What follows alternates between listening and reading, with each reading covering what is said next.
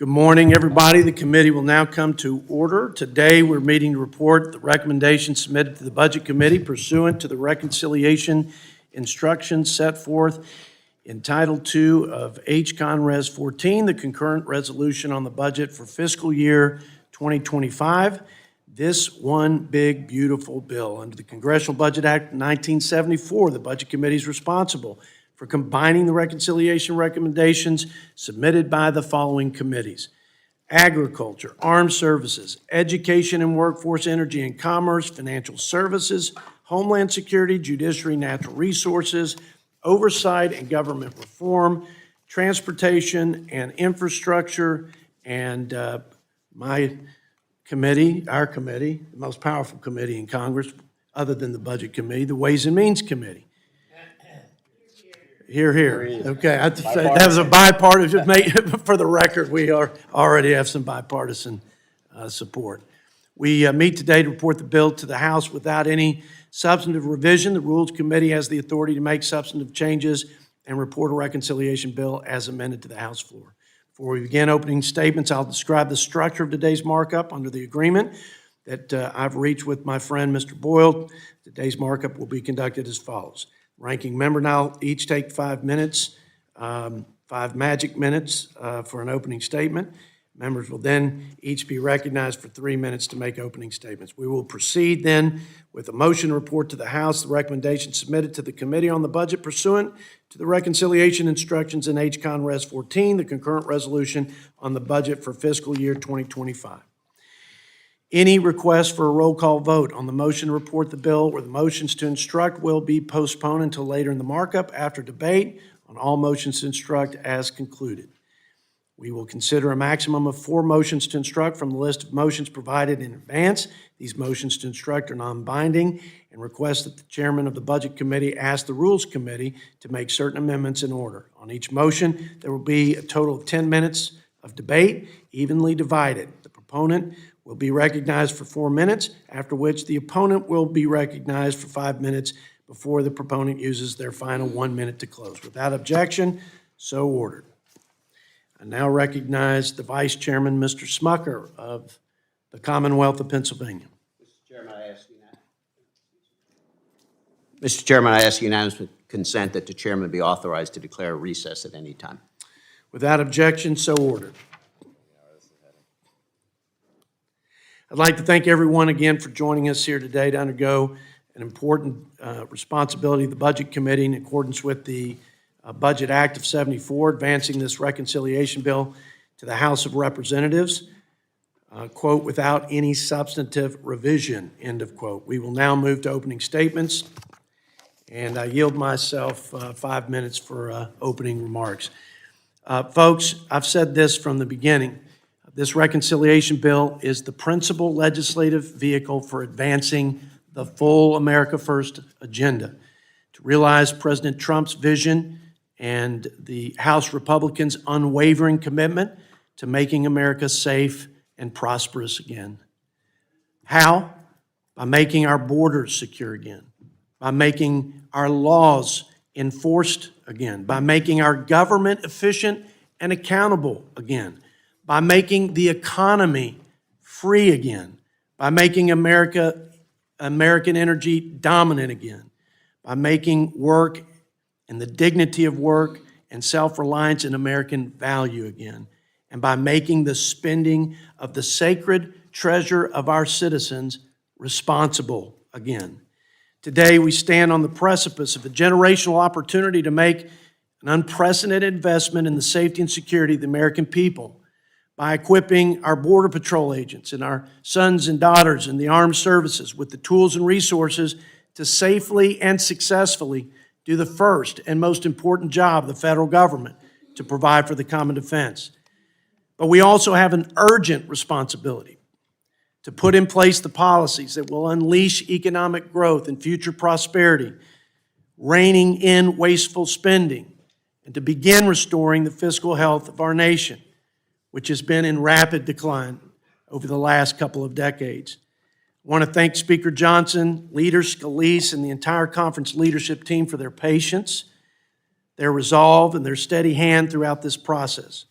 I'm grateful for their commitment to regular order and to ensuring from the very beginning to the very end that this wouldn't be a top-down exercise. It would be truly a member-driven process. I want to thank my colleagues and the chairman of the 11 committees who worked tirelessly to meet the fiscal targets that this budget committee established in our resolution. No other budget committee and no other Congress from either party in the history of this budget committee has done more in a shorter period of time with the reconciliation initiative. A big reason that we were able to accomplish this is because of my budget committee colleagues, my Republican budget committee colleagues, and the seriousness and diligence in which they do their job, their commitment and their conviction to our mission to restore fiscal sanity in this town and in the people's house and in this institution. And I just want them to know that I've never been more proud to work with such committed patriots and public servants. So thank you all. Our budget reconciliation bill, the product of your hard work, folks, the fruit of your labor, is that we're going to advance the most comprehensive tax reform in the history of our great country. And other pro-growth policies that will rein in the regulatory state. It will help right-size the people's government, and that will begin reining in this runaway spending. And after all is said and done, we will reduce the debt to GDP by almost 10 percentage points. And all of this while making a record investment in the security and defense of the United States of America. So it is one big, beautiful bill, but it's only one big, beautiful, and balanced bill because of the folks that you see up here on the dais, my Republican colleagues, and their hard work and leadership. And everybody, our party, our country, and our fellow Americans will be well served because of your efforts. And by the way, we did it with the smallest majority in the House in 100 years. In Washington, people say, when all is said and done, more is said than done. May that not be true of the 119th Congress. Today, let's make good on the American people's mandate by taking President Trump's America First vision and this America First policy agenda and making them a reality in the lives of our fellow citizens. Remember, the American people have spoken. They want a strong country. They want competent leaders. They want common sense policies. And they want from all of us a commitment to putting America and Americans first. Let's give the people what they voted for. And with that, I yield 5 minutes to my friend and ranking member, Mr. Boyle from Pennsylvania. Well, thank you, Mr. Chairman. We will agree this is a big bill for billionaires. Now, we will hear over the course of this hearing a vigorous debate. And frankly, there is a strong divide between Republicans and some other Republicans. There is also a divide between both sets of Republicans and this side of the dais. I can speak at least as to why it is every Democratic member will be voting no on the bill for billionaires. Simply put, besides all of the other important issues involved in this bill, this is the overarching truth. It is the biggest tax cuts for billionaires in American history, paid for by throwing 13.7 million Americans off their health care coverage. Now, those aren't my claims. That is not subjective. The nonpartisan Congressional Budget Office just this week confirmed that at least 13,700,000 Americans will lose their health care if the GOP bill for billionaires becomes law. That is bad economics. It is unconscionable. Even conservative Republican Senator Josh Hawley called it morally wrong. I can't believe I'm saying this, but Josh Hawley is right. Now, as to the part where I say this bill's for billionaires, you will hear throughout this debate, as we heard often over the course of the long markups of this week, Republican after Republican members say they must pass this bill, otherwise the tax cuts won't be extended for the American people. That's a disingenuous argument. And Democrats in the Ways and Means Committee proved it. Here's what I mean.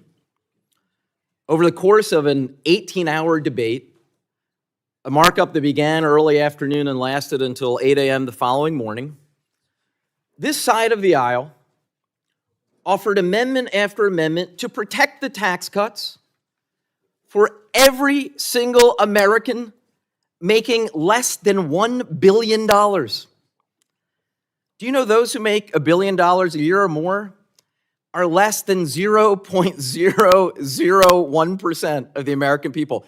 Every Democrat voted for that amendment. Every Democrat voted to protect the tax cuts for at least 99.999% of the American people. And every Republican voted against it. The reality is, this is delivering the biggest bounty of tax cuts for multimillionaires and billionaires in American history, paid for on the backs of the poor and the working poor and the middle class in this country. The American people were asked in a poll I saw not too long ago, do you support cutting Medicaid in order to pay for tax cuts? 81% of the American people said no. A majority of Democrats, a majority of independents, and here's the thing, a majority of Republicans even said they oppose this radical agenda. So you can see why Democrats have proudly stood united against this piece of legislation. This will do real damage to the American people. You know, our Republican colleagues have been on a 15-year quest to repeal Obamacare.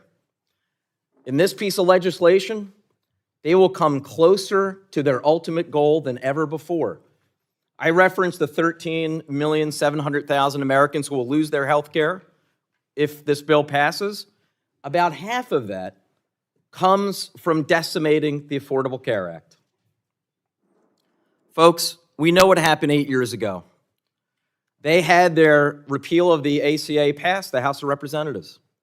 But then in the Senate, a few brave Senate Republicans stood up and gave it a famous thumbs down.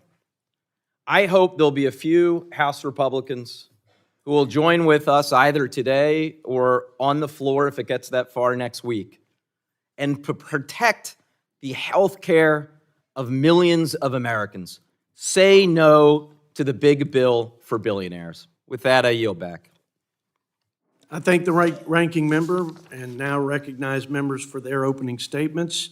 I want to start with my vice chairman and just say how profoundly grateful I am for his steadfast support and strong leadership and again, commitment to our common cause, Mr. Smucker, to reining in this runaway spending in Washington to reignite the growth that we so desperately need to usher in prosperity and to secure our children's future. I know nobody in this chamber and in this town is more committed to that than you, and I'm thankful for you. With that, I yield 3 minutes to Mr. Smucker.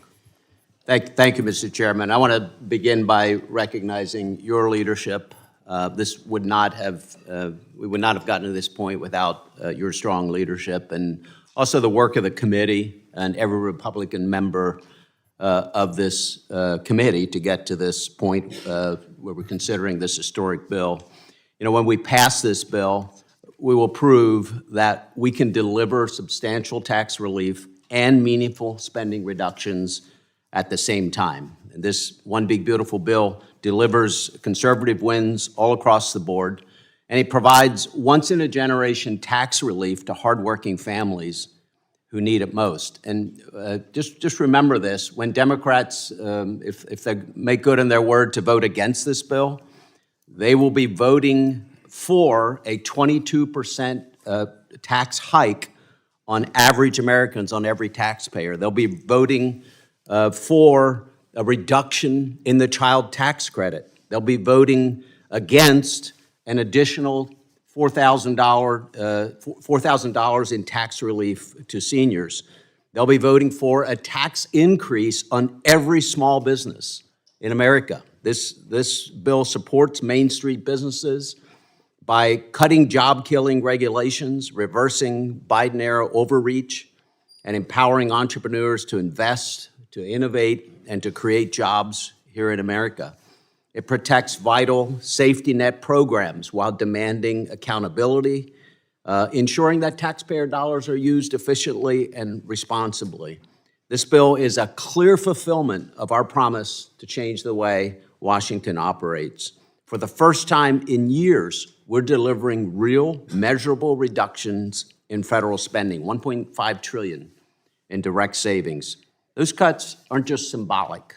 They're the first step in restoring fiscal discipline and changing the trajectory of our nation's debt crisis. So this committee, Republican members of this committee, should be really proud of the work that we've done to get us to this point. We're showing the American people that conservative governance works. It is possible to reduce spending, provide tax relief, and protect core services for vulnerable Americans all at once.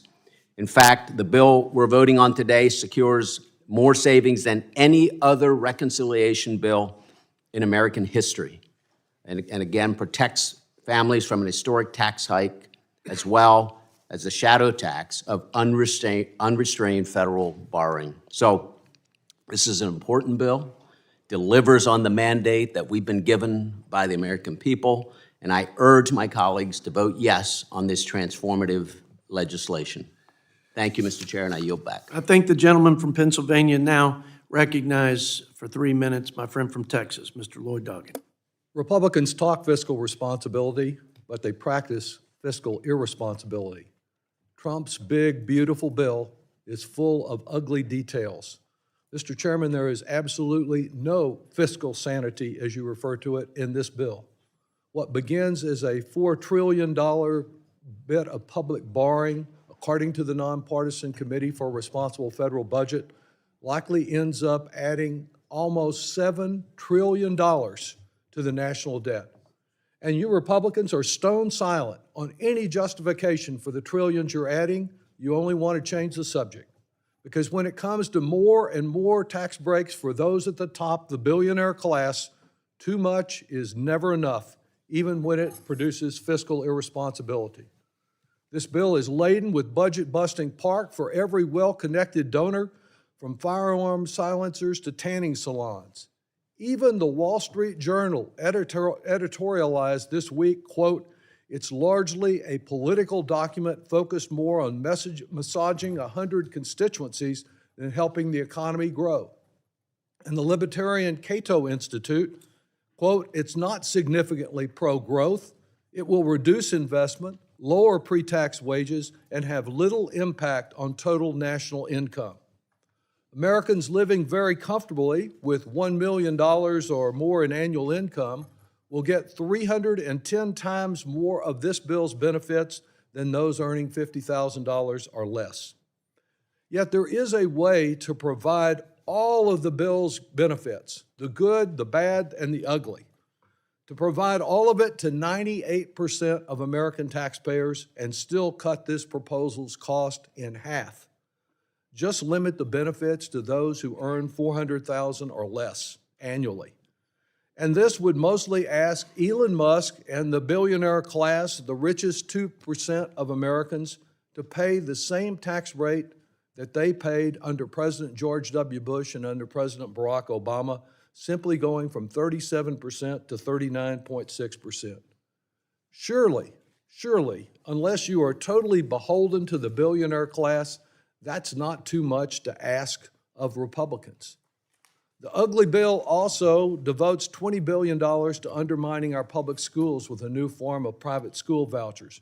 It wrecks our planet and business opportunities with a repeal of renewable energy credit. It expands Trump's ability to destroy opponents by denying their tax-exempt status. It denies health insurance coverage to about 14 million Americans. It's all ponies and rainbows, according to one K Street lobby. But for families, it's a long black storm cloud rolling in fast as they lose access to a physician, food security, and educational opportunity. Of course, Trump's not worried. He has a shiny new Qatari jet in which he and his billionaire friends can fly off into the sunset. I yield back. I thank the gentleman from Texas and now recognize my friend, Mr. Tom McClintock from California for 3 minutes. Thank you, Mr. Chairman. I share the disappointment expressed by some of our Republican colleagues that there's so much more reform that could have been and should have been made in this reconciliation bill. But as Benjamin Franklin reminded the Constitutional Convention, when you assemble a group of people to benefit from their collective wisdom, you will also get their collective folly. He asked them, from such an assembly, can perfection be expected? He noted that the principal difference between the Catholic and Anglican Church was that the Catholic Church was infallible and the Anglican Church was never wrong.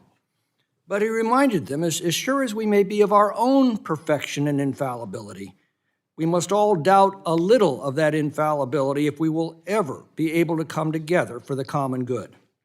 And the common good is clearly served by this bill, with all of its imperfections and disappointments. The only economic indicator that matters is how people answer this question next year.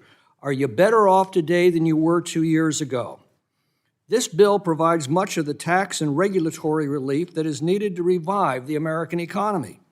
But it has to be put in place now if it is to have time to work. By this time next year, Americans could be enjoying one of the most explosive periods of growth in our history. Only those who remember what it was like to wake up in Reagan's morning in America can know how exciting and joyful that feels. Are we to sacrifice all of that in the quixotic quest for perfection? This is not the end of the fiscal reforms necessary to restore our nation's solvency, but rather the first step. The day after this bill becomes law, we will begin work on the 2026 Budget Act and the next reconciliation bill that will offer the next step toward enacting additional spending reforms. But if we falter in taking this first step, we can't get to the next one. We'll waste the summer squabbling and fuming to the delight of the Democrats and to the despair of the American people. If we succeed, we can then build on that success in the months ahead, adding additional spending reforms, a task that we've made easier by a prosperous and expanding economy and an electorate that can taste the success in their own lives and fortunes. As Lincoln said, it's not can any of us imagine better, but can we all do better? He said, we can't escape history, for we will either nobly save or meanly lose the last best hope of mankind. He said, we must disenthrall ourselves, and then we will save our country. Let's do that today. I yield back. I thank the gentleman and now recognize Mr. Bobby Scott from the mother of all states, Virginia. Thank you, Mr. Chairman. I think the gentleman from the Commonwealth of Pennsylvania is telling you that Virginia is the Commonwealth. Thank you. Thank you, Mr. Chairman. It's hard to take my colleagues on the other side of the aisle seriously when they come here and give speech after speech after speech complaining about the deficit and then support this reconciliation plan that increases the deficit. But this should not come as a surprise because every single Democratic presidential administration since Kennedy has left for their Republican successors a better deficit situation than the one they inherited. And every single Republican presidential administration since Nixon's has left a worse deficit situation for the Democrats than the one they inherited, all without exception. So here we go again, a Republican president following a Democratic president. The Republicans are here to make speeches about deficits and debts, and then again set to increase the deficit and national debt just like clockwork. So the reason we have all this debt is because Democrats have not been able to clean up the Republican messes as quickly as they make them.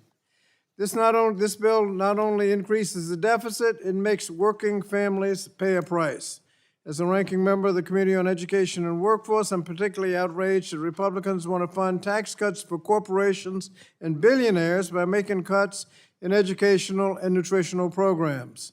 This bill uses taxpayers' money to take resources from public schools, which serve 90% of the students, and divert them to private schools. The bill also harms children's access to school meal programs and makes it harder for students to afford a college education. So there's nothing fiscally responsible about this budget, and working families and middle-class families will pay the price. Programs that keep kids, seniors, veterans, and people with disabilities from going hungry and ensure that students receive a quality education should not be on the chopping block. And after weeks of statements from Republican members that the budget they voted for twice does not cut Medicaid, this bill will rip away health care from millions of Americans using Medicaid and makes health care more expensive for everyone else. This big, bad bill is a collection of bad policies. It kicks millions of people off their health care, threatens food security for millions of families, makes it harder for students to afford education, and diverts taxpayer resources from public schools. It does all of this to give corporations and wealthy billionaires a tax cut, and then it makes our debt worse. I urge my colleagues to vote no on this legislation. I thank the gentleman and now recognize my friend, Mr. Buddy Carter from Georgia, for 3 minutes. Thank you, Mr. Chairman, and thank you for holding this meeting here today.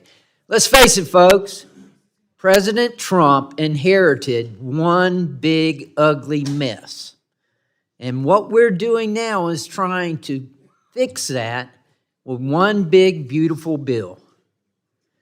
We're fighting to get this nation back to the level of prosperity that we enjoyed during his first term, when inflation was low, the border was secure, and our nation was energy dominant.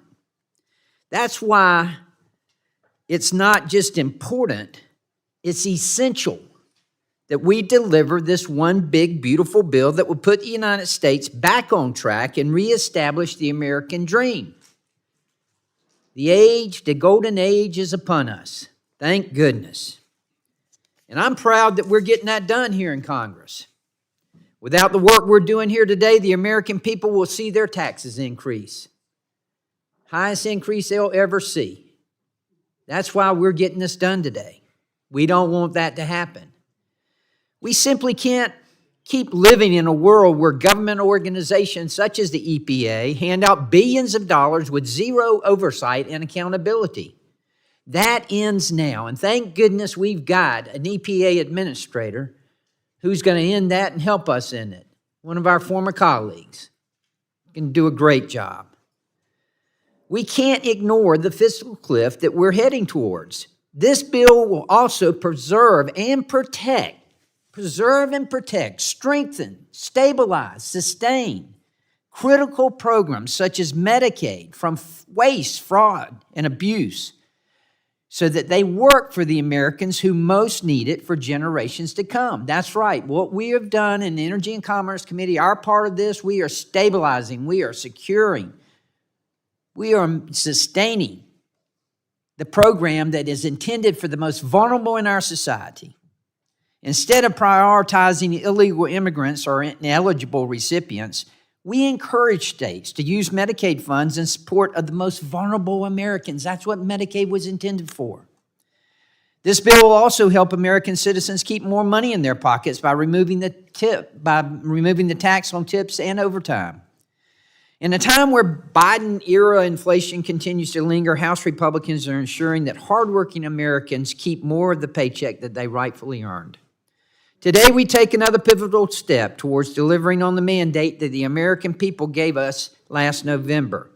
We'll cut waste, fraud, and abuse, and we'll secure critical government programs for decades to come. This is our opportunity, and we're going to take it. Thank you, Mr. Chairman, And I yield back. I thank the gentleman and now yield 3 minutes to my friend from California, Mr. Scott Peters.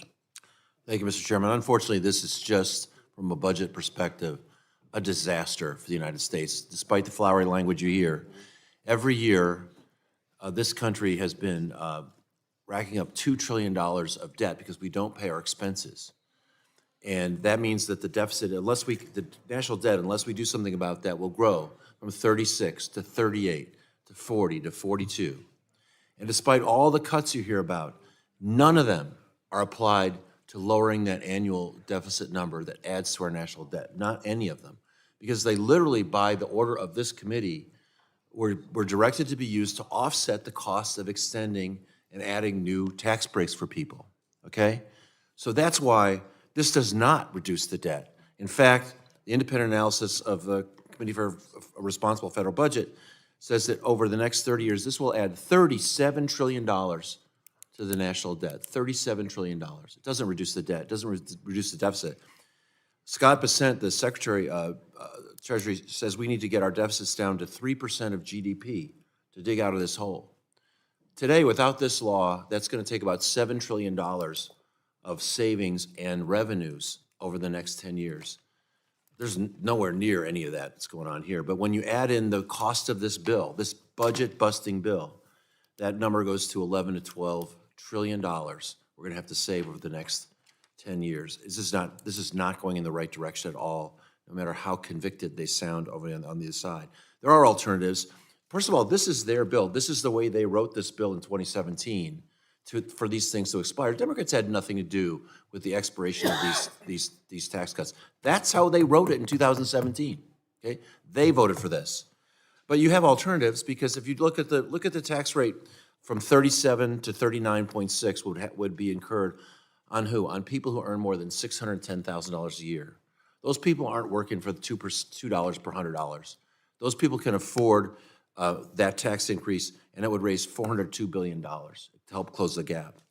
When the Republicans lowered the corporate rate from 35%, which so many people in here agree was too high, to 21%, that went well past what the Republican Ways and Means Chair Dave Camp was asking for. He was asking for 25%. If you raise that up again to 25%, as the Republicans wanted back then, that's $500 billion.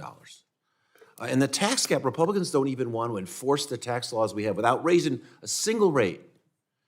The tax gap, the difference between what we owed and what we collect is $697 billion. And what are we doing about that? We see DOGE cutting IRS's ability to collect those things. This is irresponsible. It's the wrong thing to do for budget. We need a bipartisan process that deals with, honestly, with revenues and cuts. We don't have it. Please vote this down. I yield back. I thank the gentleman and now yield to Glenn Grothman from Wisconsin for 3 minutes. Thank you.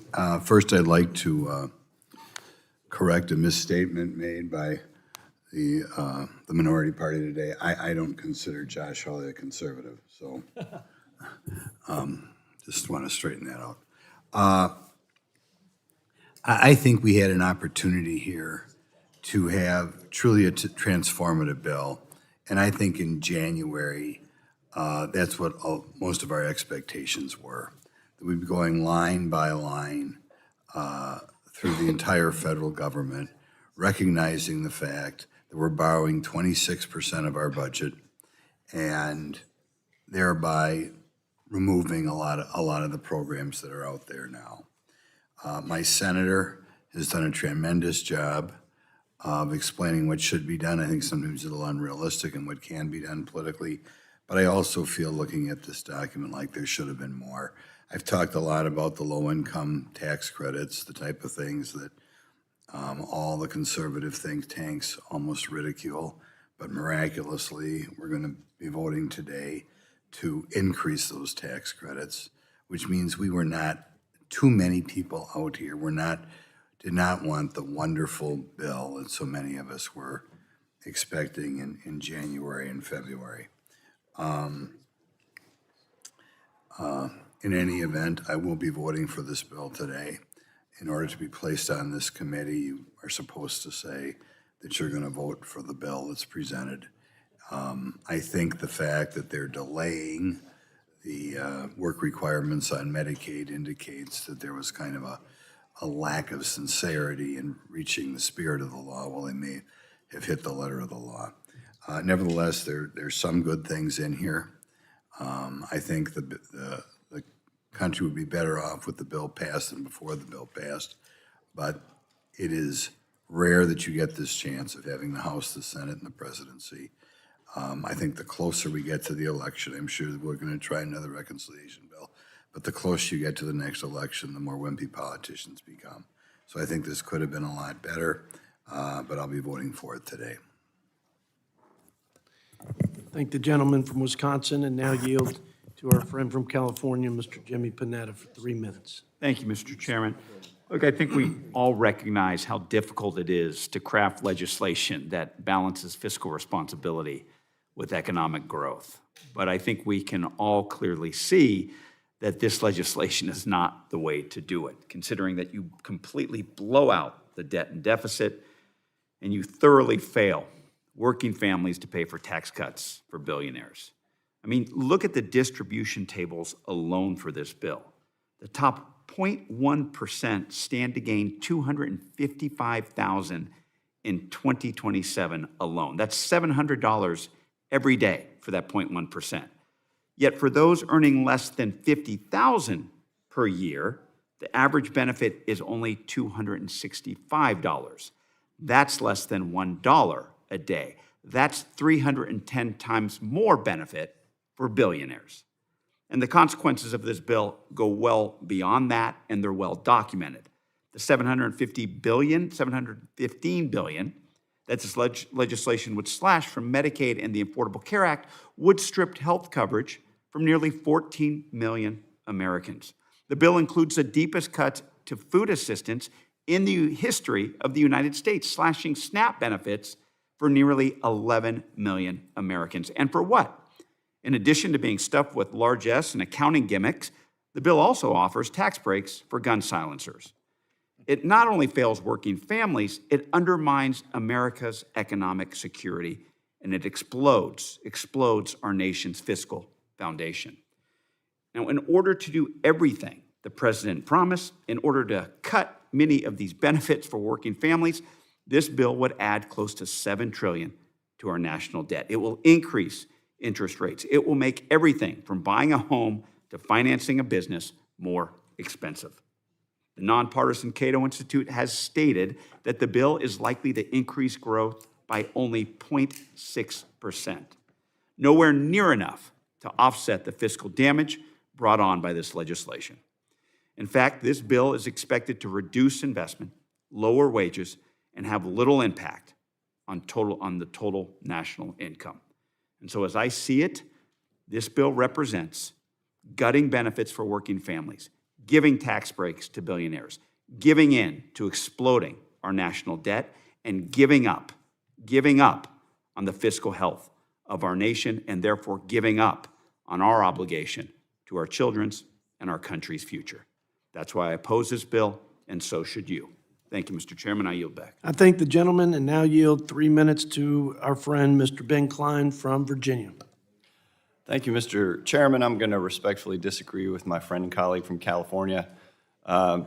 This bill puts us on path to fiscal responsibility.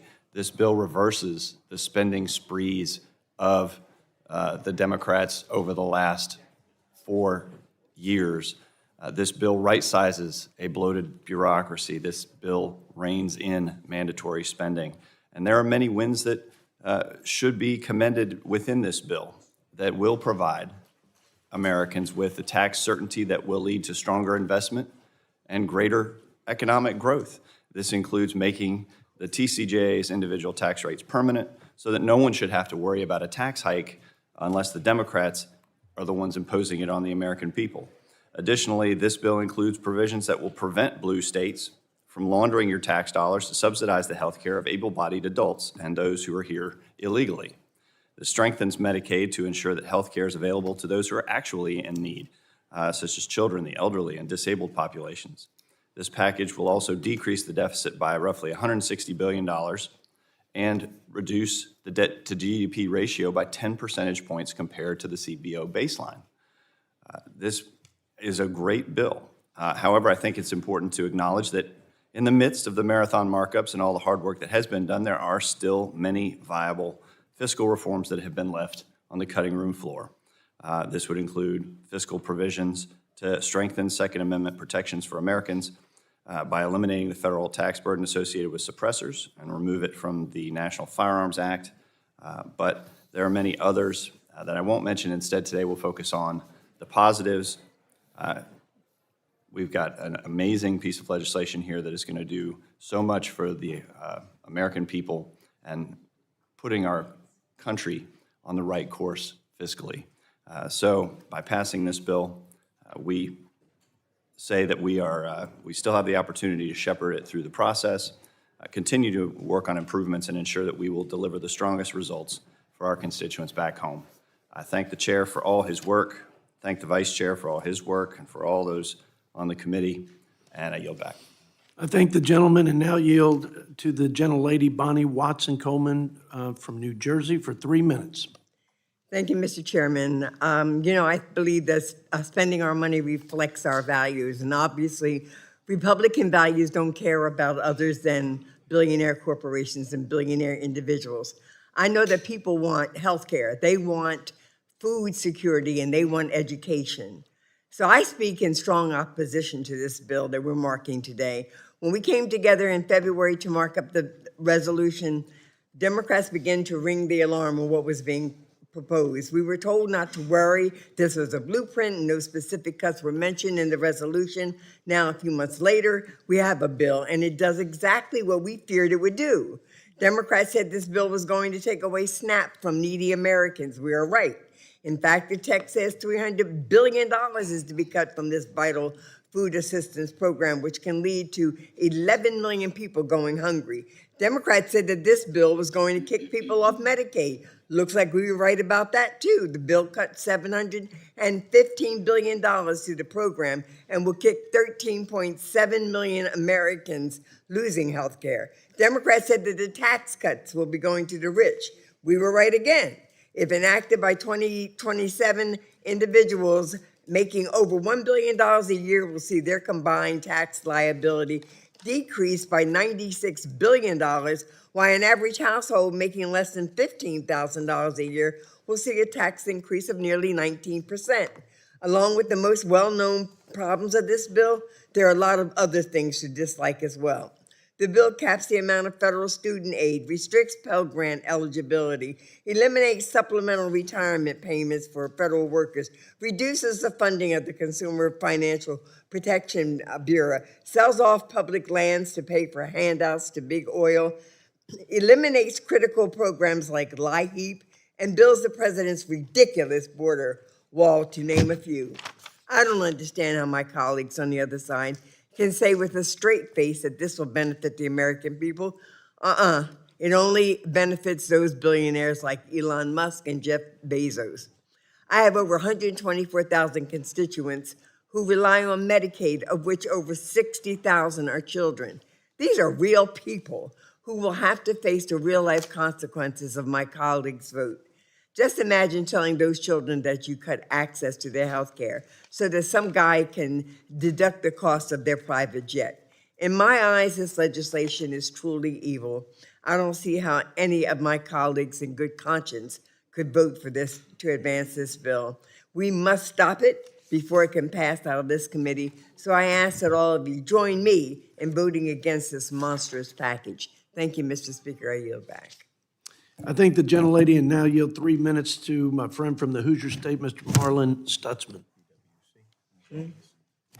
Thank you, Mr. Chairman, and thank you to your leadership on what you've been bringing us to this point. And I've just been working through a couple things here. And, I hear the other side saying that these are tax cuts for the billionaires and the rich.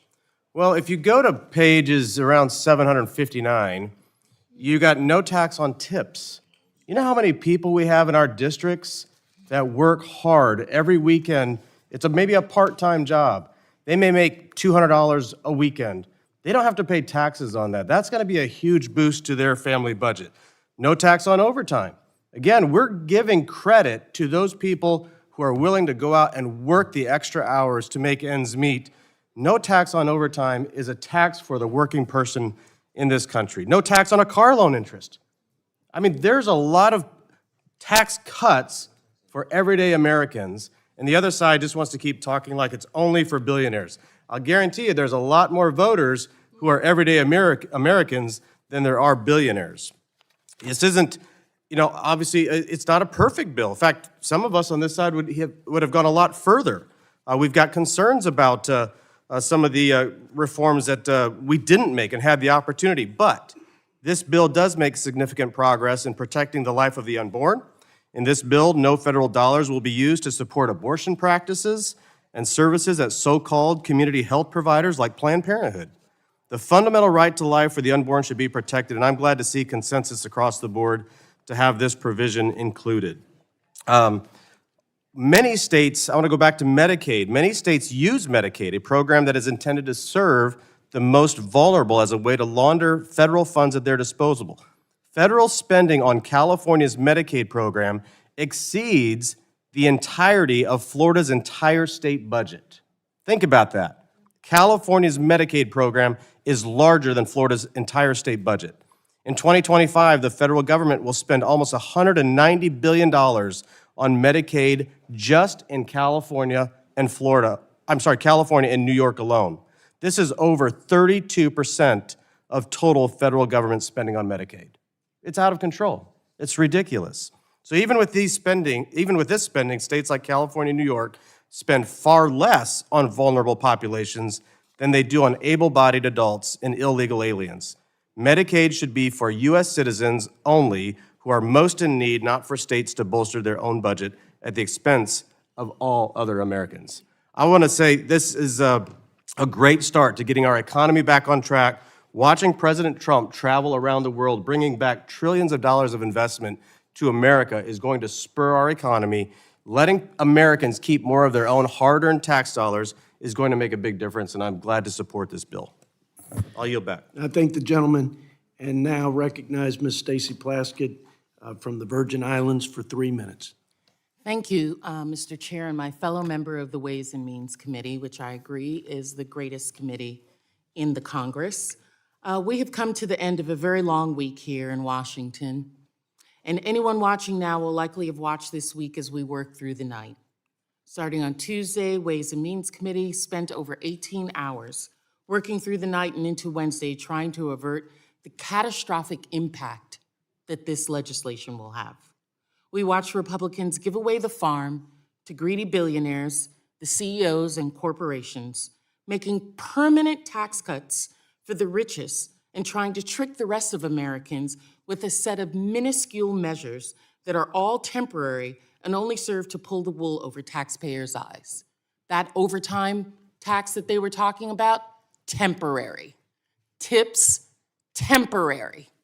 Taxes for the wealthy, permanent. Don't be fooled. It's about the wealthy people in this country, not you and me. Our Republican colleagues in the Energy and Commerce Committee tried to rip away health care from Americans that need to pay for their giveaways to big corporations and the rich. Republicans are stealing from the poor and giving to the rich, feeding the king from the people's forest, from their own communities, while cosplaying as Robin Hoods. My colleagues talk about a strong country. We're going to be weaker because of this legislation. You can believe that. And listen, when Democrats were in charge, we instituted so many things that expanded work for all Americans. We increased health care. We guaranteed safe, affordable, high-quality childcare for every worker and family. We supported new energy. We supported growing this economy.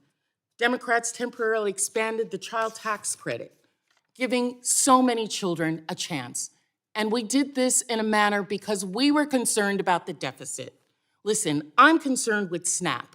I'm concerned with Medicaid, Pell Grants, energy manufacturing. Those are important to me. That represents trillions of dollars that they have cut. But if they're really interested in being fiscally responsible, then don't give such big cuts to the rich. Actually try and balance a budget. Actually try and bring down the deficit. If you want to take away all of those things from the neediest, take away some shit from the rich as well. But you don't want to do that. You want to give them more off of the backs of American people. You're going to cut SNAP by $300 billion, Medicaid, healthcare for the poorest, $700 billion. You won't even give a cut to individuals making over $1 billion, which would have taken away $1 trillion that we could put back into other things. This is about the wealthy. This is not about the American people. I yield back. I thank the gentlelady, and now yield 3 minutes to our friend from Utah, Mr. Blake Moore. Thank you, Mr. Chairman, for bringing us together for this important and long-awaited step in the budget reconciliation process, and also appreciate that you scheduled the markup during daylight hours, so I won't go viral again. This process across all authorizing committees, this has been years in the making. I know those of us on the Ways and Means Committee have been working on this, working on the potential for this opportunity for over a year, just dedicated to this one moment right now, and we're excited to be able to deliver real results for all Americans. The reconciliation process is not easy. It's certainly not perfect. Reversing Washington's debt culture has been one of my top priorities since joining Congress, and we have to break the habit of appropriating with rushed deadlines and inefficient processes and rework our process so we can put together strong budgets with input from more members and more committees, and we're getting 11 different committees involved in this one specific thing. I look forward to the day when Congress votes on 100% of the budget every year, rather than just leaving 2/3 of our budget on autopilot. But this is a big step to limiting that future debt growth. We have no other opportunities to address mandatory spending than to do this through the budget reconciliation process. Our members have put in very substantial work, landmark legislation for the history books. This bill unlocks the largest reform to that mandatory spending in history, almost 4 times the record set under Speaker Gingrich in the 90s, at a time when we have the narrowest margins in history. We're also making reforms to programs that have grown so much over the years that there's no other opportunity, no other bill that you can do it under budget reconciliation. And there's obviously still more to do. So thank you again to Speaker Johnson, Chairman Arrington, and other members who have contributed to making this possible today. We're not here to make edits to the committee's work. That's not an option for us procedurally, and I look forward to reporting the bill of our Budget Committee over to the Rules Committee, which will unlock the next step and getting it out of the House of Representatives. Above all, I want to stress to anyone watching at home that this bill is the product of months of deliberation and negotiation. My Budget Committee colleagues and I have voted on these revenue targets 3 times, and each authorizing committee has gone through its respective process to bring us these results today to accept or reject. Our job is to set targets. No one thought they were possible, but today we are spending less than the committees were allowed and saving more than we were instructed to do. This is a huge win. To get out of our debt crisis, we need to undergo this exercise regularly. We cannot think of this as a one and done, even if we truly want to reverse our debt to GDP ratio. I want to thank the leadership of this committee again, and as the reason we've been able to pull together almost $1.6 trillion in savings. It's significant, and I look forward to going through this bill today and urge my colleagues to support it, and I yield back. Some of the Ways and Means Committee members, after you fell asleep the other day, decided to chip in and equip your chair with an electric shocking mechanism so that would not happen on our watch. I hope that is also a bipartisan proposal. With that, to my friend and fellow Texan, Veronica Escobar, for 3 minutes. Thank you, Mr. Chairman. I'd like to address the American people because here we are on the precipice of passing the biggest tax breaks in American history for billionaires, and they are being funded by cutting services and programs to the American people, to hardworking Americans. In fact, this bill represents the biggest cuts to Medicaid and nutrition programs in American history. And Mr. Chairman, I remember when we were here debating the bill at the onset, and nearly every Republican said, oh no, there will be no cuts to Medicaid. That's not what we're doing. But we know for a fact, and we stated that that's what was going to happen. And in fact, that's why many of my Republican colleagues are afraid to face their own constituents at town halls, because the American people know that they can see through this smoke and mirrors. And in fact, Republicans are still saying that this bill only impacts able-bodied Americans who refuse to work. Nope, not true. And you don't have to take my word for it. Let me read you what a Republican has said. We're not, and this is a quote, we're not talking here about just work requirements. The House goes much, much, much further than that. This is real Medicaid benefit cuts. I can't support that. No Republican should support that. We're the party of the working class, and we need to act like it, end quote. Who was that? That was Republican Senator Josh Hawley. He even called this bill a tax on the poor and on hardworking Americans. So I agree with most of what Josh Hawley said. I would disagree that Republicans are the party of the working class. Democrats have supported paid family and medical leave, affordable high-quality child care, universal pre-K, the expanded child tax credit, health care expansion, making the wealthy pay their fair share. Every Republican last Congress voted against that. So they're not the party of the working poor or the hardworking Americans. And this bill doesn't just strip benefits for hardworking Americans. It hurts future generations by adding $7 trillion to the national debt. They're literally borrowing money from the future so that billionaires can get their big tax breaks. That's not working or protecting hardworking Americans. That is crushing hardworking Americans, making their lives harder. This bill doesn't make America better. It makes Americans sicker, poorer, and hungrier. That's why we will all be voting no. We urge some of our colleagues to listen to their own constituents who do not want them to pass this bill. Mr. Chairman, I yield back. I thank the gentlelady and now yield 3 minutes to my friend from Kansas, Mr. Ron Estes. Thank you, Mr. Chairman. It's good to be here with you and our colleagues as we work to advance the America First policies that are embedded in this one big, beautiful bill. The bill we're marking up here today is the culmination of years of work to extend the Tax Cuts and Jobs Act, secure our borders, and rein in wasteful Washington spending. It's a bill that meets the mandate provided to this Congress by the American people last November. It's a bill for the American people, and my friends on the left have only empty talking points to try and paint this legislation as something that it's not. Today, I want to take a brief moment and refute some of the lies with some of the facts. First, let's look at the historic Tax Cuts and Jobs Act. While nearly half of my Republican and Democrat colleagues were not here in 2017, I remember the, quote, crumbs Nancy Pelosi claimed the middle class would be receiving because of the Trump tax cuts. The reality is those crumbs were really thousands of dollars in lower taxes, increased wages, and stronger economic opportunities for Americans at all economic levels. On tax day of this year, I wrote an op-ed about the left's deceit on the Tax Cuts and Jobs Act. Mr. Chairman, I'd like to submit that op-ed for the record. Without objection, so ordered. In it, I said the New York Times noted in 2019 that most Americans received a tax cut from the 2017 tax reform, but simply didn't believe it.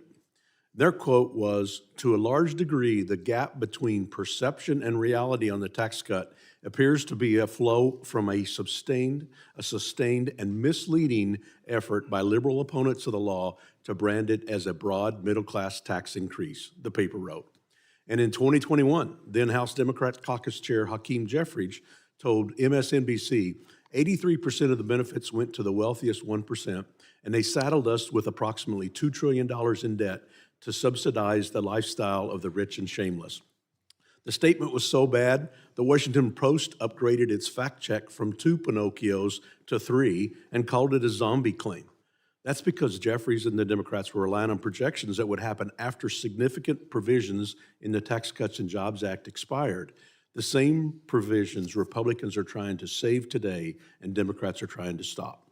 In the op-ed, I went on to say the flow of misinformation has convinced a broad swath of Americans that they didn't receive a tax cut, which they did, and the same cast of deceivers is trying to dupe Americans by promoting the extension of the law as a tax giveaway for millionaires and billionaires, which it isn't. The Joint Committee on Taxation said Americans making between $30,000 and $80,000 would pay 15% less in taxes in 2027 under our bill, a nearly double higher percentage than those making over $1 million. Nevertheless, we're already seeing success in our physical and financial security. This week, we learned the annual inflation rate is the lowest it's been since Joe Biden first took office more than 4 years ago. Let me be clear, prices are too high, and the impact of inflation is still hurting Americans and hurting Kansans, but we finally turned the page. Mr. Chairman, this bill, particularly the pro-family, pro-worker, pro-growth provisions, is critical to preventing a massive tax increase for everyday Americans to give our economy a boost, secure our border, and bend the curve on decades of Washington waste, fraud, and abuse spending. I urge my colleagues to support this one big, beautiful bill, and I yield back. Thank the gentleman from Kansas, and now yield 3 minutes to the gentlelady, Ms. Becca Ballant from Vermont.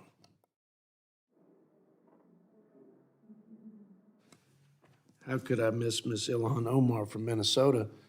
I apologize, an oversight, I assure you. I've been hoping you'd be moving over here and taking the ranking member spot at some point in this hearing. I think everyone agrees with that. Ms. Omar, you have 3 minutes. Thank you, Mr. Chairman, and I think we're all happy with our ranking member on this side of the aisle. We hear the Republicans talk about big, beautiful bill. I think this is a big, ugly bill. Let's call it what it is. It is the largest transfer of wealth from the poor to the rich in U.S. history. This reconciliation package proposes devastating cuts to Medicaid and SNAP. My Republican colleagues will tell you that they are just going after waste, fraud, and abuse, but let's be clear. The only way to slash this much safety net spending is by making it harder for people to survive. Their changes will kick millions of Americans off their health care and nutrition assistance. That means more untreated illnesses, more hungry children, more preventable deaths. This isn't just line items in the budget. There are people's lives, the sacrifice of human dignity and of life itself. And for what? So that your billionaire friends can get nearly $300,000 in tax cuts? So we can expand tax breaks for corporations, hedge funds, and wealthy heirs? And that's not all. This bill includes plenty of other harmful giveaways, like new mining leases on public land, including the Boundary Waters in Minnesota. More than double the funding of ICE as it disappears innocent people, and more money to line the pockets of military contractors. And this whole proposal is held together by gimmicks designed to hide the real cost of showering the rich with permanent tax breaks.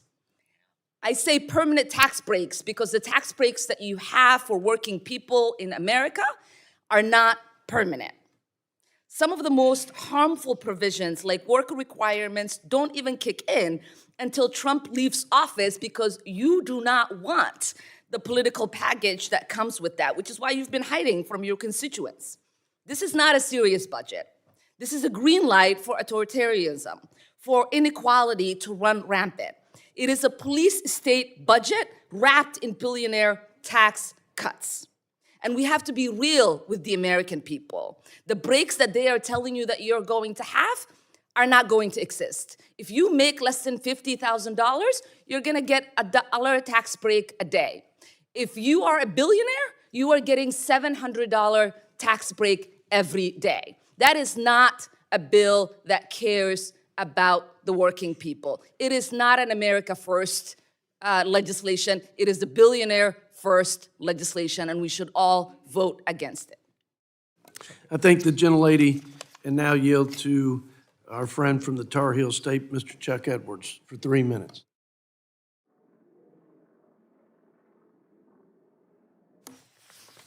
Thank you, Mr. Chair.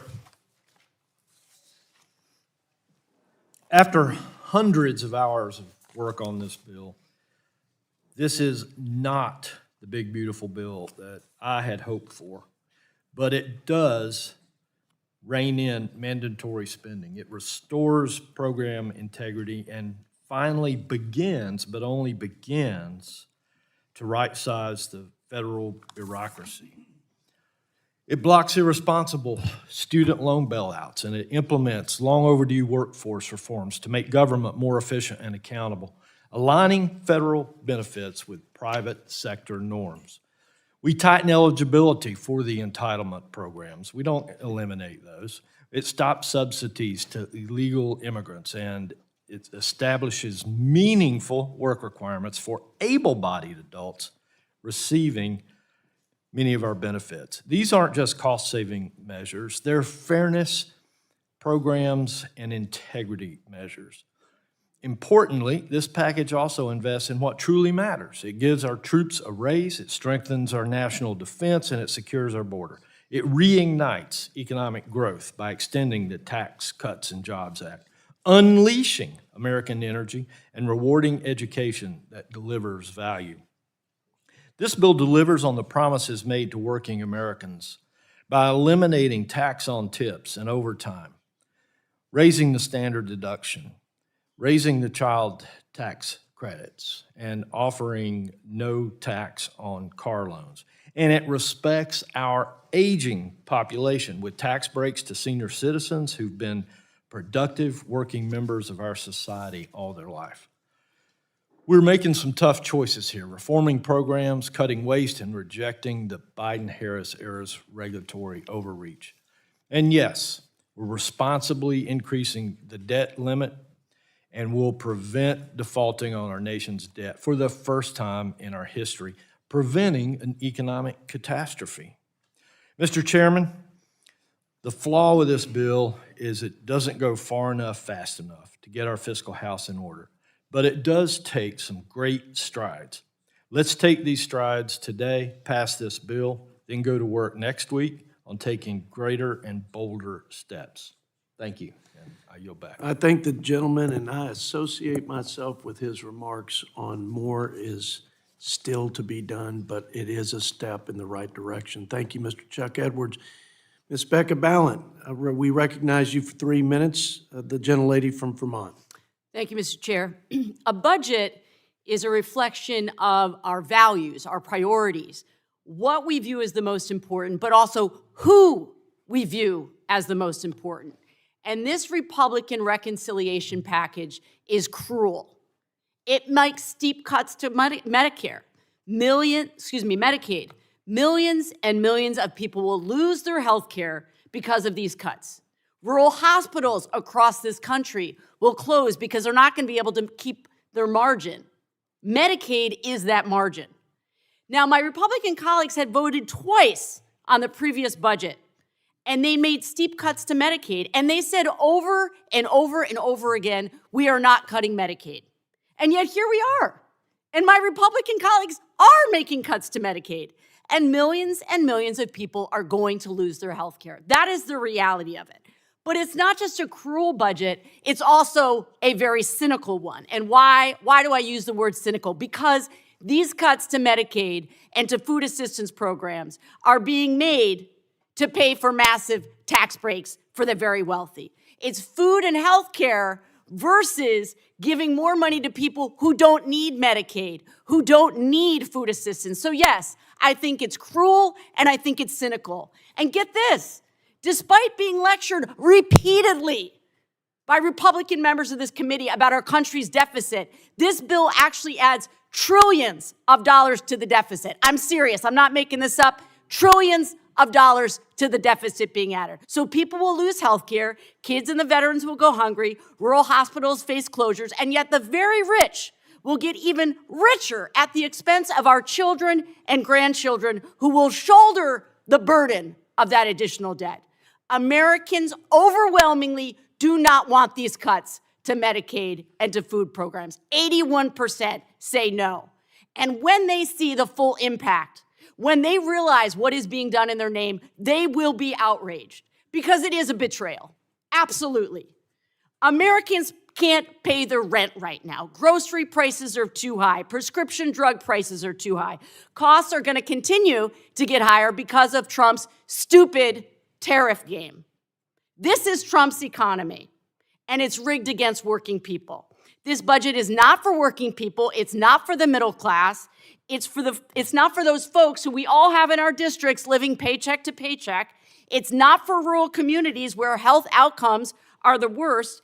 Our constituents are struggling, and we're supposed to be their voices in this committee. Let's not add to the struggles of people back home. Our constituents deserve so much better than this. And Americans are fed up with the way that they are being treated. I yield back.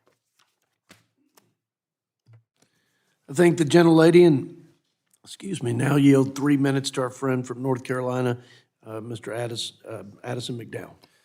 Thank you, Mr. Chairman. There have been some rumbles over the last 24 hours, but one thing remains steadfast. At the end of the day, Republicans will deliver on the mandate we were given by the American people and put forth one big, beautiful bill. We are already seeing a different country under President Trump. Border crossings are down 90%. Inflation is at its lowest rate since 2021, with egg prices down 10% in the last month and gas prices down 12% from last year. The bill before us today includes many provisions that will double down on President Trump's agenda of peace and prosperity. If all one did was follow the mainstream press, it would be easy to get distracted by the debate over various provisions. This morning, I want to remind my Democrat colleagues what this legislation is really about. This is about providing tax relief to millions of our constituents and preventing one of the largest tax hikes in American history. It makes historic investment in our country's border security. If you don't believe me, or if you scoff at that notion, then I ask you to learn about how many families, like mine, have lost a loved one to fentanyl smuggled across our southern border. And this is also about fairness. No more illegal immigrants getting free health care paid for by my constituents. That's wrong, and everyone here knows that. While I know there will likely be updates to this legislation as it continues through the process, the main components will not change. Let's provide tax relief for people who need it. This is a big, beautiful bill, but also the course correction that we need. Let's make a generational investment in our border security. Let's unleash American energy like we did during President Trump's first term, and let's prioritize taxpayers over illegals. Mr. Chairman, I am proud to support moving this big, beautiful bill through the process, and I urge my colleagues to do the same. I yield back. I thank the gentleman and yield 3 minutes to the gentlelady, Ms. Marcy Kaptur from Ohio.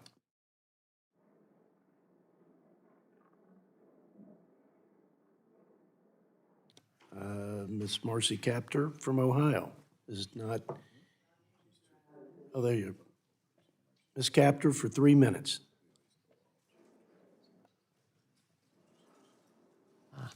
Thank you, Mr. Chairman. Budgets are about American values. This one is cruel, lopsided, and dangerous. Bottom line, it is a bonanza for billionaires. Let's admit it. It will add $7 trillion to our national debt. That means over $40 trillion. We're not saving any money here, folks. And that trillion will largely benefit billionaires. And from where does this budget take the money? Let's begin with the most glaring danger. This bill takes a wrecking ball to Medicaid, on which 1 in 5 Americans and 3 million Ohioans depend for medical care. Children, seniors in nursing homes, please come with me. Visit the nursing homes I represent. Veterans, yes, veterans, over 200,000 across our country.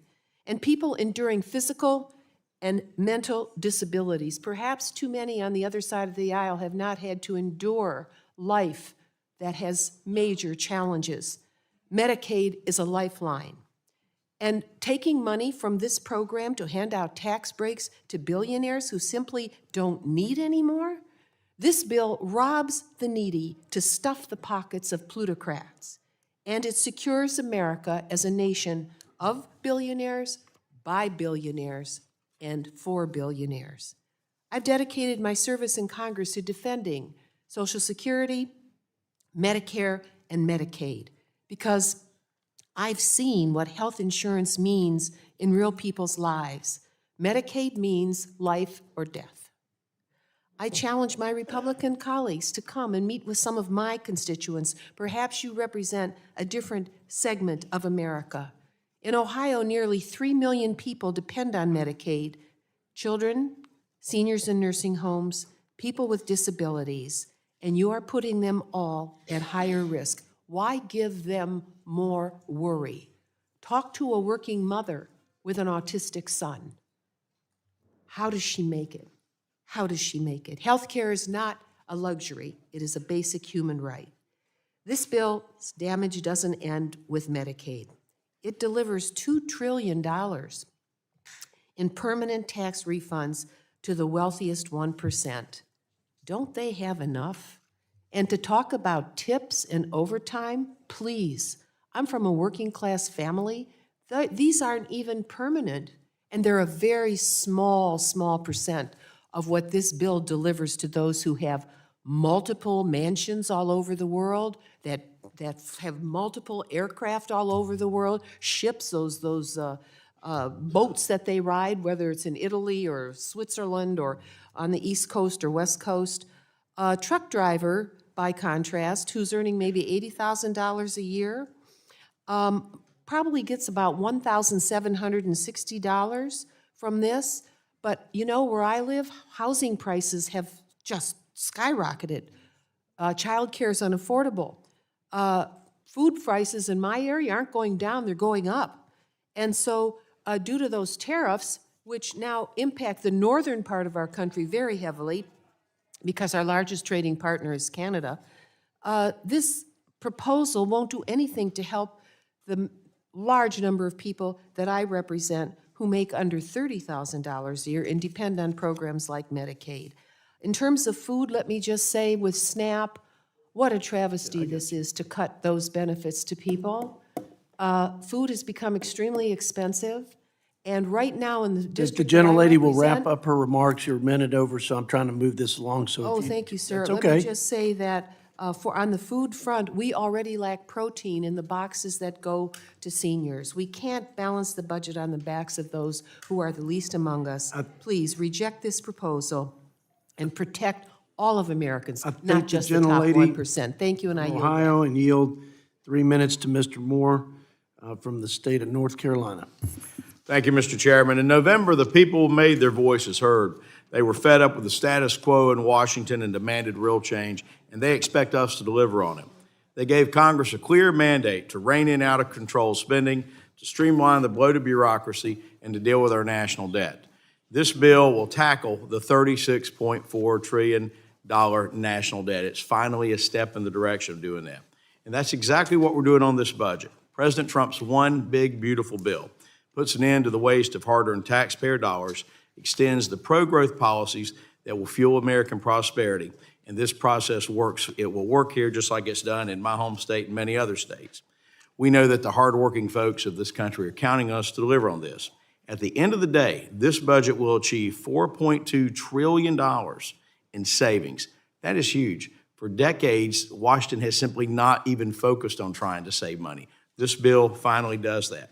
It also means that the debt to GDP ratio will decrease by 10 percentage points compared to the CBO baseline. But this bill goes even further. It cuts than cutting spending. It also expands the 2017 Trump tax cuts. If these key provisions were to expire, the average constituent in North Carolina would see a 21% tax hike. For a family of four, the median income, that's an additional income tax of $1,800. So this means relief for every American hurting from Biden's destruction of our economy. We've seen what's happened with high taxes and overspending. We saw that for 4 years, and the mess, the absolute mess that this president and this Congress inherited.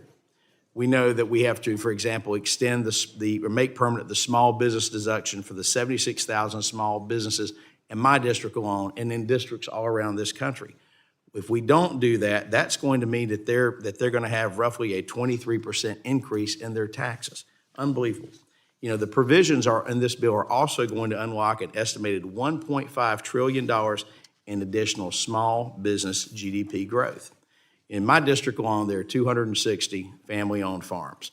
This bill will make permanent the relief from the death tax. That ensures that these generational businesses can continue to grow and thrive without being penalized unfairly by taxation. President Trump's one big, beautiful bill is all about results. It creates jobs, it boosts wages, it grows the economy, and it encourages investment in America's future. We told the American people we would fight for them, and we are. The president's doing a tremendous job in the Middle East right now. Look at all the prosperity that's coming as a result of that. You know, strength through peace, peace through strength. Looking at getting all these countries to finally respect America again. He's doing his job. It's time we do ours. We need to pass this bill. With that, I yield back. Thank the gentleman and yield 3 minutes to my friend, Ms. Jayapal from the state of Washington. Thank you, Mr. Chairman. This bill is one big, beautiful betrayal of the working class and poor Americans who were told that Donald Trump would lower prices and make their lives easier. And despite both Trump and Speaker Mike Johnson telling the American people over and over again that they would not touch Medicaid, this bill makes at least $625 billion in cuts to Medicaid, and it kicks 13.7 million Americans off their health care. It makes life harder for most Americans, and it raises costs for basic economic needs. So you gotta ask why. Why are they doing this? It is all to give the richest Americans over $7 trillion in tax breaks, almost $300,000 tax break to anyone in the top 0.1 of 1% of the wealthiest, $68,000 tax break for anyone who's a millionaire. Nearly 70% of the bill's benefits go to the top 20% of the wealthiest Americans. But you, the person who relies on Medicaid, the most essential healthcare program in America that serves 72 million Americans, including 38 million kids, or the family that relies on nutrition assistance of literally just $2 per meal because you're hungry, you're out of luck. No money for your basic needs. Medicaid pays for nearly half of all births in the United States, including, by the way, a whopping 64% of the births in Speaker Johnson's home state of Louisiana. It pays for 60% of nursing home stays across the country. It makes it possible for kids to see a doctor when they get sick, for moms to afford the medications that their kids need, for parents to get necessary care for chronic conditions, and for seniors to get the long-term care they need. Meanwhile, this bill sacrifices all of that. Why? To increase profits for all the largest corporations, from the private immigration detention centers that get almost 4 times the amount of money that they used to get to illegally detain even U.S. citizens, to the giant multinational corporations that stash their profits overseas, and to big pharma CEOs. Basically, if you had a big corporate lobby right here in the halls of Congress, you get a tax break. Otherwise, you are shit out of luck. This bill is the perfect example of how America has never suffered from scarcity. We have always suffered from greed. Americans were promised lower prices and a better life, and instead, billionaires will get to buy another yacht, and the lives of working class and poor Americans will just get harder and harder. A vote for this bill is a vote for billionaires and kicking people off of Medicaid. I'm a hell no on this. I yield back. I thank the gentlelady, and now yield 3 minutes to my friend and fellow Texan who's done a fantastic job, played a key role in fashioning the initial framework we call the budget resolution, and I want to thank him for his service and his friendship. Mr. Chip Roy, 3 minutes. I appreciate my friend from Texas, the chairman, and there my Democratic colleagues go again, telling things that are not true. The vast majority of Americans will get tax benefits under this bill. It's just simply false to say that that's not true. Hardworking Americans who will benefit from the standard deduction increase. Hardworking Americans that will benefit from child tax credits and lower tax rates. Stop saying things that aren't true. Those things are true. The fact is, we have money in here for border to undo the damage of Joe Biden. We have more money in here for the defense to undo the damage of Joe Biden. But we also address Medicaid, and Medicaid spending goes up. Stop lying. Medicaid spending goes up. My colleagues on the other side of the aisle are profoundly unserious when it comes to being real about what's happening with the numbers. I applaud Chairman Arrington. I applaud my colleagues on this side of the aisle for taking a step forward in dealing with the spending problem in this town. But I have to now admonish my colleagues on this side of the aisle. This bill falls profoundly short. It does not do what we say it does with respect to deficits. The fact of the matter is, on the spending, what we're dealing with here on tax cuts and spending, a massive front-loaded deficit increase. That's the truth. That's the truth. Deficits will go up in the first half of the 10-year budget window, and we all know it's true. And we shouldn't do that. We shouldn't say that we're doing something we're not doing. The fact of the matter is, this bill has backloaded savings and has front-loaded spending. Nowhere near the Senate budget top line, by the way. The Senate budget top line of $6.5 trillion, which, by the way, is what we were pre-COVID, inflation adjusted, on interest, on Medicaid, on Medicare and Social Security. And if we would reform Medicaid, we could actually get to the core of the problem. But we refuse to do it. And I'm not going to sit here and say that everything is hunky-dory when this is the budget committee. This is the budget committee. We are supposed to do something to actually result in balanced budgets, but we're not doing it. Look at what happens under deficits. By the way, this chart includes growth. This chart demonstrates economic growth. And right here, what do you see? Baseline, and the orange columns are the deficits under the House budget, assuming growth. Only in Washington are we expected to bet on the come that in 5 years, then everything will work. Then we will solve the problem. We have got to change the direction of this town. And to my colleagues on the other side of the aisle, yes, that means touching Medicaid. It went from $400 billion in 2019 to $600 billion this year. It'll be over $1 trillion in the 2030s. We are making promises that we cannot keep.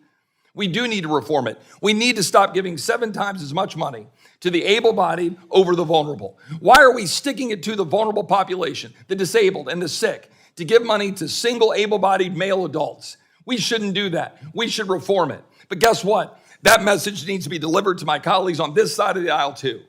We are writing checks we cannot cash, and our children are going to pay the price. So I am a no on this bill unless serious reforms are made today, tomorrow, Sunday. We're having conversations as we speak, but something needs to change, or you're not going to get my support. I yield back.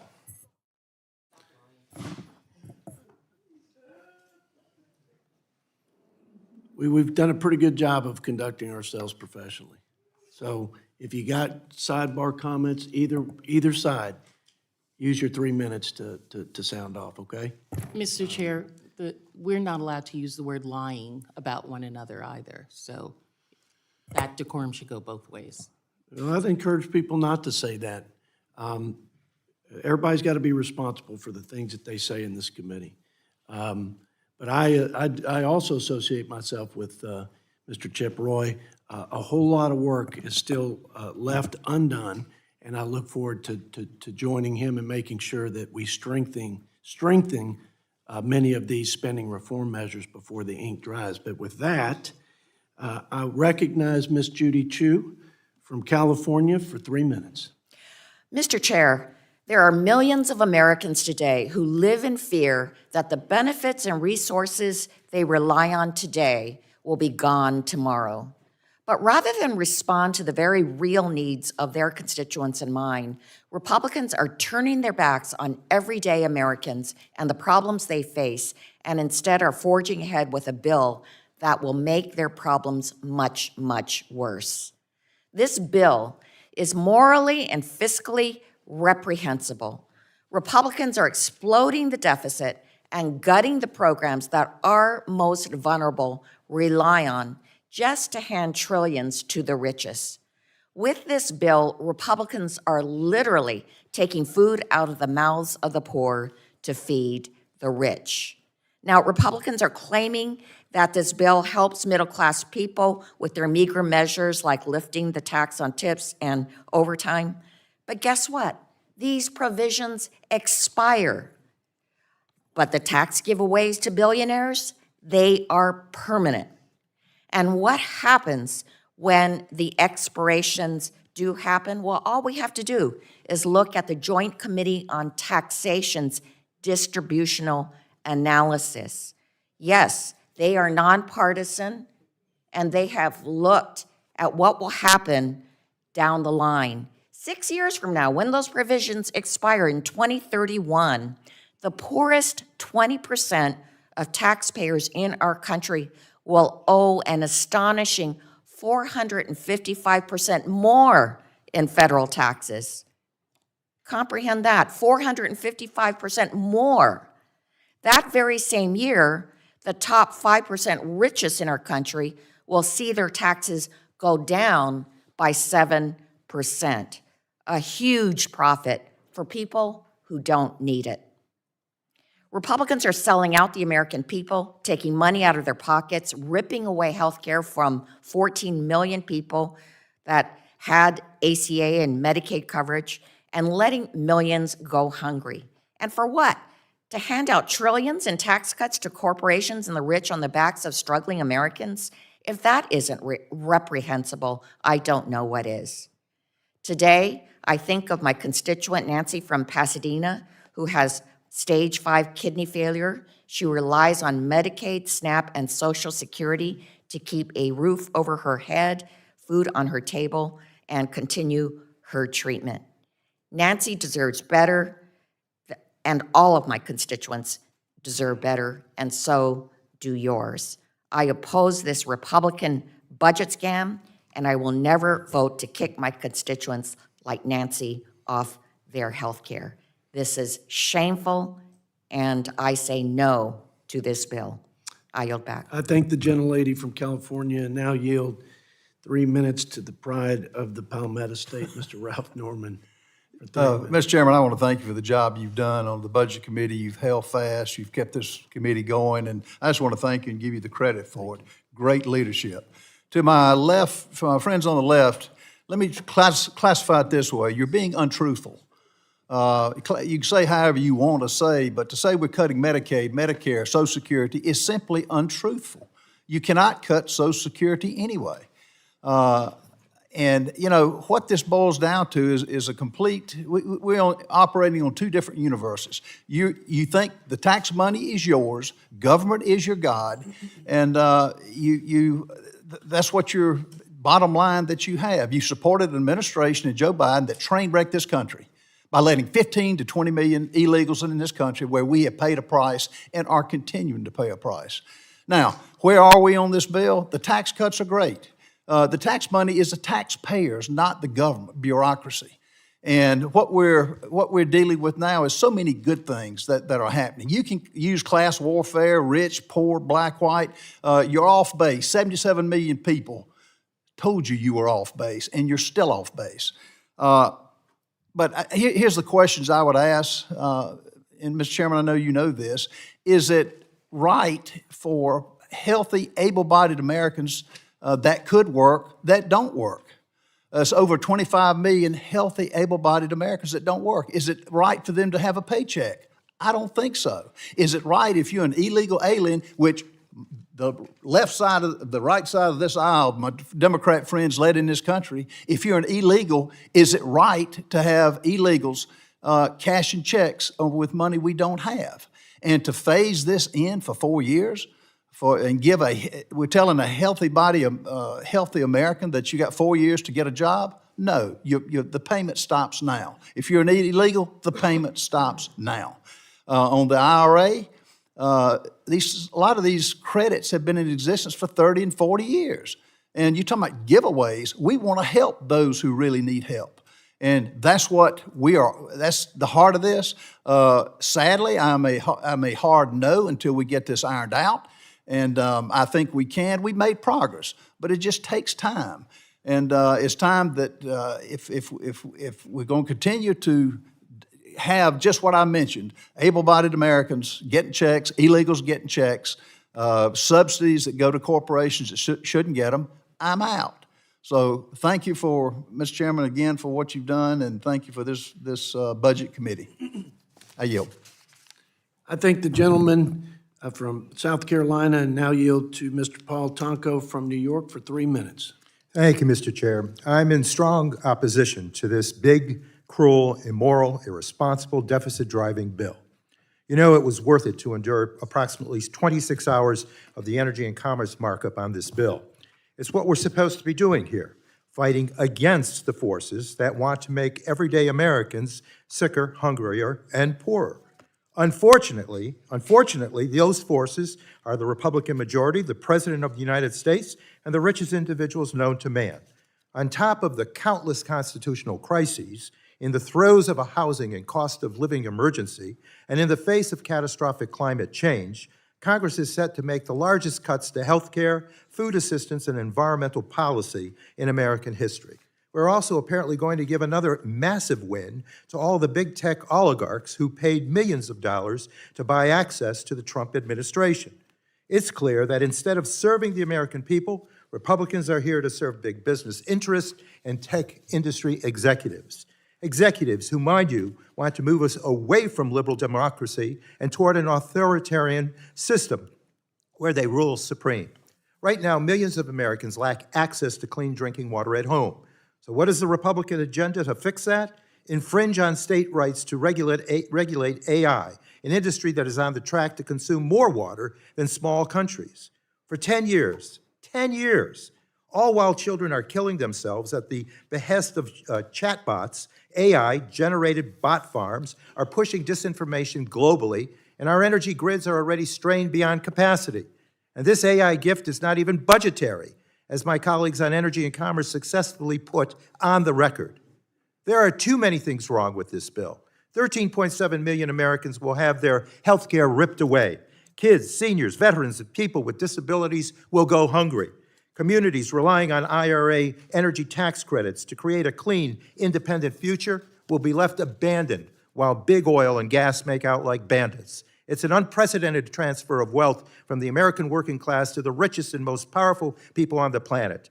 Families in my district and across our country are hurting, and you don't fix the cost of living crisis by punishing the people already bearing the brunt. One thing's for certain, Mr. Chair, I will not stop fighting for my constituents and all of the Americans whose lives will be destroyed by this monstrosity of a bill. And with that, I yield back. I thank the gentleman from New York and now yield 3 minutes to my friend from Oklahoma, Mr. Josh Burkeen is not here. Okay. Okay. Josh, you ready to go? Okay.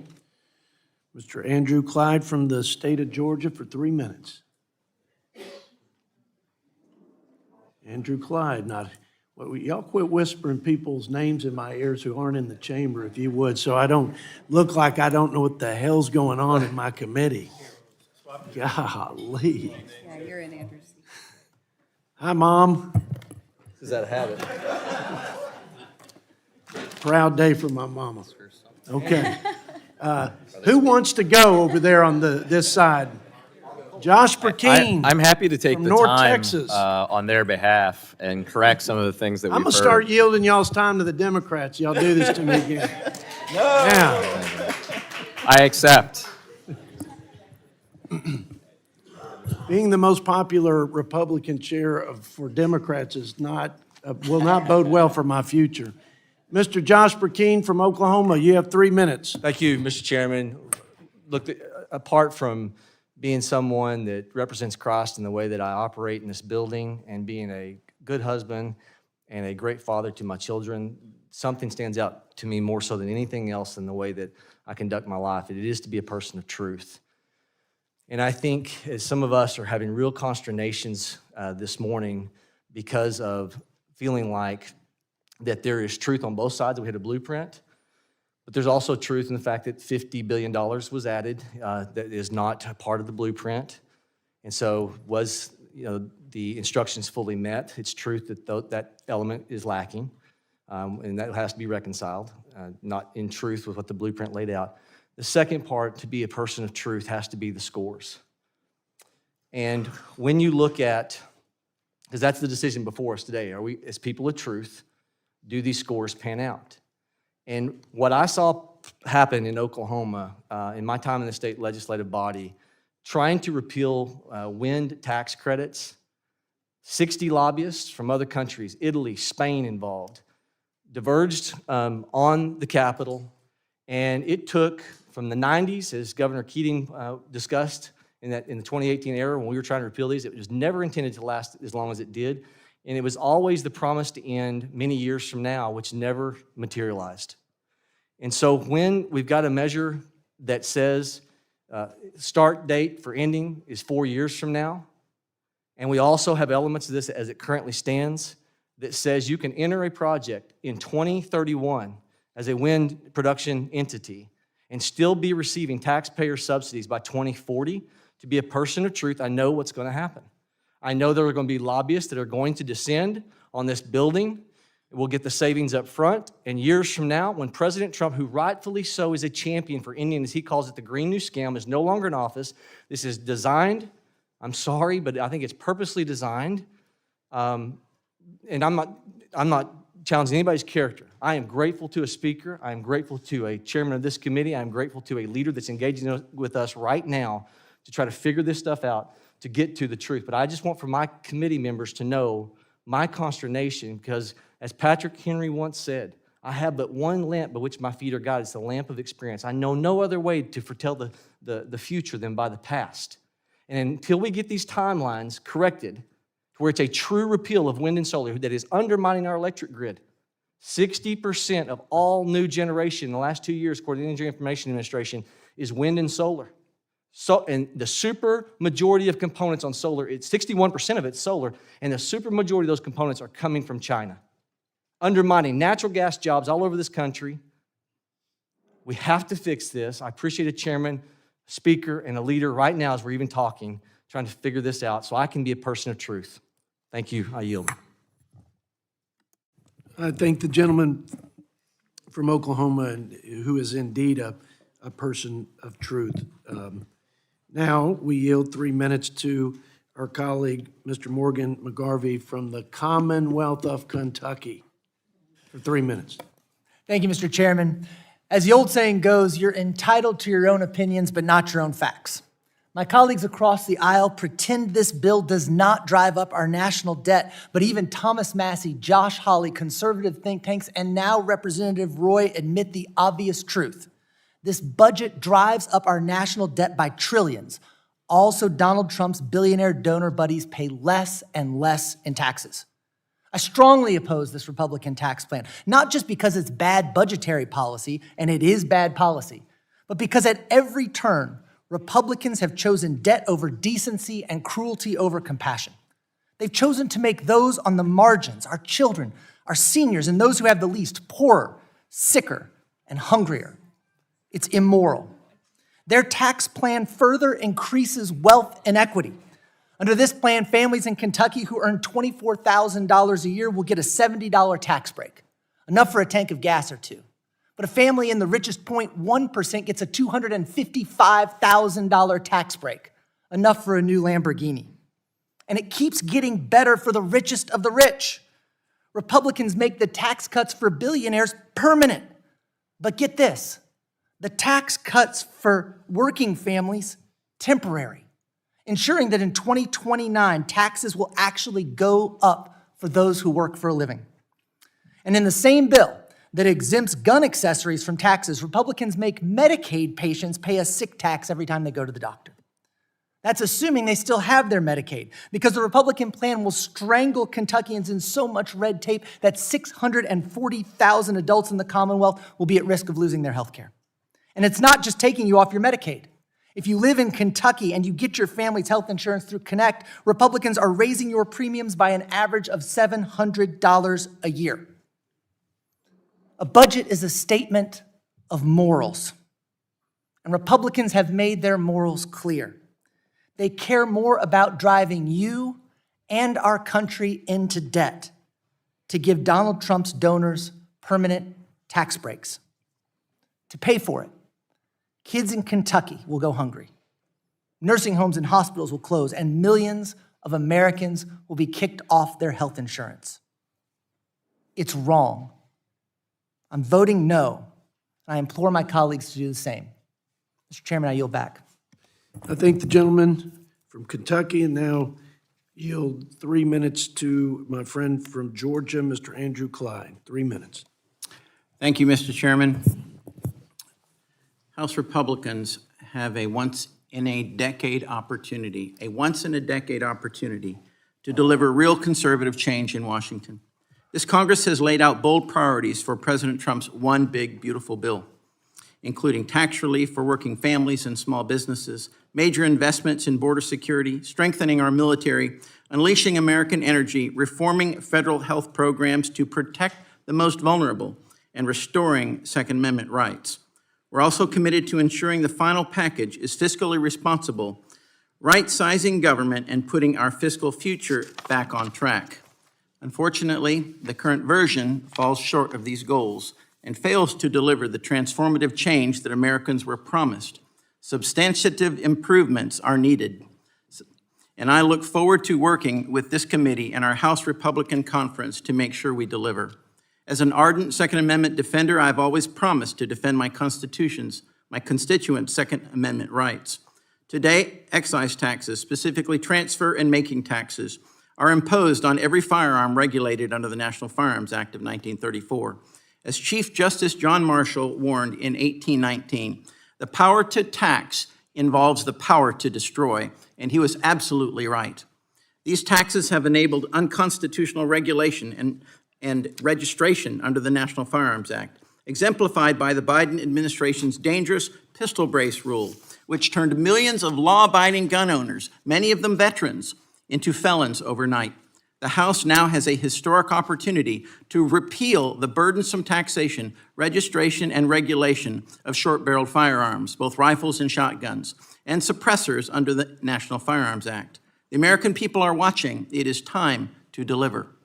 Additionally, House Republicans must put Medicaid on a sustainable path by refocusing the program on the truly vulnerable: single mothers, pregnant women, disabled Americans, children, and the elderly. Yet taxpayers in non-expansion states, like my constituents in Northeast Georgia, are unfairly footing the bill for excessive Medicaid spending in blue states. Currently, the federal government matches $1.33 for every $1 that states spend for these core vulnerable populations. But under Obamacare's Medicaid expansion, the federal government pays $9 for every $1 spent on largely able-bodied, working-aged adults that simply will not work. That's unacceptable. It's time Republicans prioritize Medicaid for the vulnerable over the able-bodied. Unfortunately, the current reconciliation package fails to reverse this misguided funding scheme that undermines care for the most vulnerable, the very people Medicaid was originally intended to help. For these reasons, I am unable to support this package in its current form. But I look forward to strengthening this bill to ensure that it does pass, so that we fulfill all of our America First promises to the American people. Thank you, and I yield back. I thank the gentleman from Georgia, and now yield 3 minutes to our friend Mr. Amo from Rhode Island. Thank you, Mr. Chair. Chair Arrington, it took 8 days for Neil Armstrong and Buzz Aldrin to land on the moon. It took 52 days for Thomas Jefferson to draft and our founders to sign the Declaration of Independence. And it took 92 days for Republicans to concoct a plan to kick over 13 million people off health care, gut food assistance for about 11 million people, and steal the dream of higher education for over 4 million people, just to help the wealthiest in our country pad their pockets. When Republicans started this process in February, I said the budgets are a reflection of values. We were told, wait and see. And now the world can see those cruel values on full display. In this very room, Republicans claimed that they are fighting to strengthen Medicaid and don't have to touch a dime of the program's benefits. But it guts Medicaid as we know it and will lead to hospital and nursing home closures. This budget also takes food off the plates of hungry families. Majority Whip Emmer claimed this bill closes loopholes within SNAP. That's just not true. It makes it harder for about 21,000 Rhode Islanders to put food on their table. President Trump said, I will rapidly drive prices down and we will make America affordable again. This bill will not. It makes healthcare more costly, food more inaccessible, and college more expensive. And all of this is to give tax breaks to their billionaire buddies like Elon Musk. Republicans claim this bill will make American families and workers thrive again. Yet, a household earning less than $15,000 a year will see their taxes skyrocket by nearly 19%, while a millionaire will save $82,000 on their taxes. This does not help American families and workers thrive. Republicans say this is one big, beautiful bill. Look, I'll concede this bill is big, but it's as beautiful as a pig with lipstick. It's a broken promise and a betrayal of the American people. I urge all to vote no, and I yield back. I thank the gentleman from Rhode Island. We've gone through all the opening statements. I do want to ask you to join me in congratulating Mr. Brandon Gill, who's a daddy for the second time. Just had a baby, when was it, last Friday? So congratulations to you and your wife, Danielle, on baby Winston, who's going to help us solve Social Security and Medicare. One worker per retiree at a time. The applause was for his wife, just want to make that clear. Yes. Okay, if any other member would like to submit a written statement for the record, I'll hold the record open to the end of the day to accommodate those members who may not have prepared written statements. We will now proceed with reporting this bill to the House. The clerk will now report the title of the measure to be reported. A bill to provide for reconciliation pursuant to Title II of House Concurrent Resolution 14. Without objection, the first reading of the bill is dispensed with, and the bill is considered as read. Section 310 of the Congressional Budget Act of '74 requires the Budget Committee to report the reconciliation bill to the House, quote, without any substantive revision, end of quote. The consideration of amendments to the bill is prohibited, and therefore motions to amend the bill will not be entertained. I now recognize Vice Chairman, Mr. Lloyd Smucker of Pennsylvania, for a motion to order the reconciliation bill reported. Thank you, Mr. Chairman. I move the Committee on the Budget order reported the One Big Beautiful Bill Act with the recommendation that the bill do pass. The question is ordering the One Big Beautiful Bill Act to be reported favorably to the House. All those in favor say aye. Aye. Those opposed, no. No. In the opinion of the chair, the ayes have it. And we will ask for a recorded vote. A roll call vote is requested pursuant to the bipartisan unanimous consent agreement. We will postpone this roll call vote until later in the markup. Now we will follow a long-standing custom of this committee and entertain 4 motions to instruct in the order specified in the agreed-upon list made available to the members. Pursuant to the agreement I made with Ranking Member Boyle, debate on these motions will be limited to 10 minutes, equally divided, 1 minute reserved for the proponent to close. If the chairman and ranking member agree, then the debate time on each of these amendments can be shortened.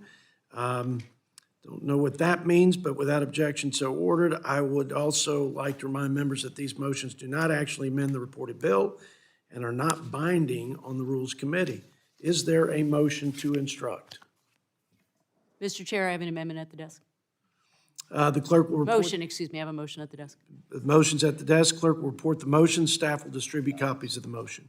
A motion offered by Representative Ballant. Ms. Ballant moves that the Committee on the Budget direct its chairman to request on behalf of the committee that the rule for consideration of the bill make an order and amendment to strike all sections of the bill estimated by the Congressional Budget Office to increase the number of individuals without health insurance.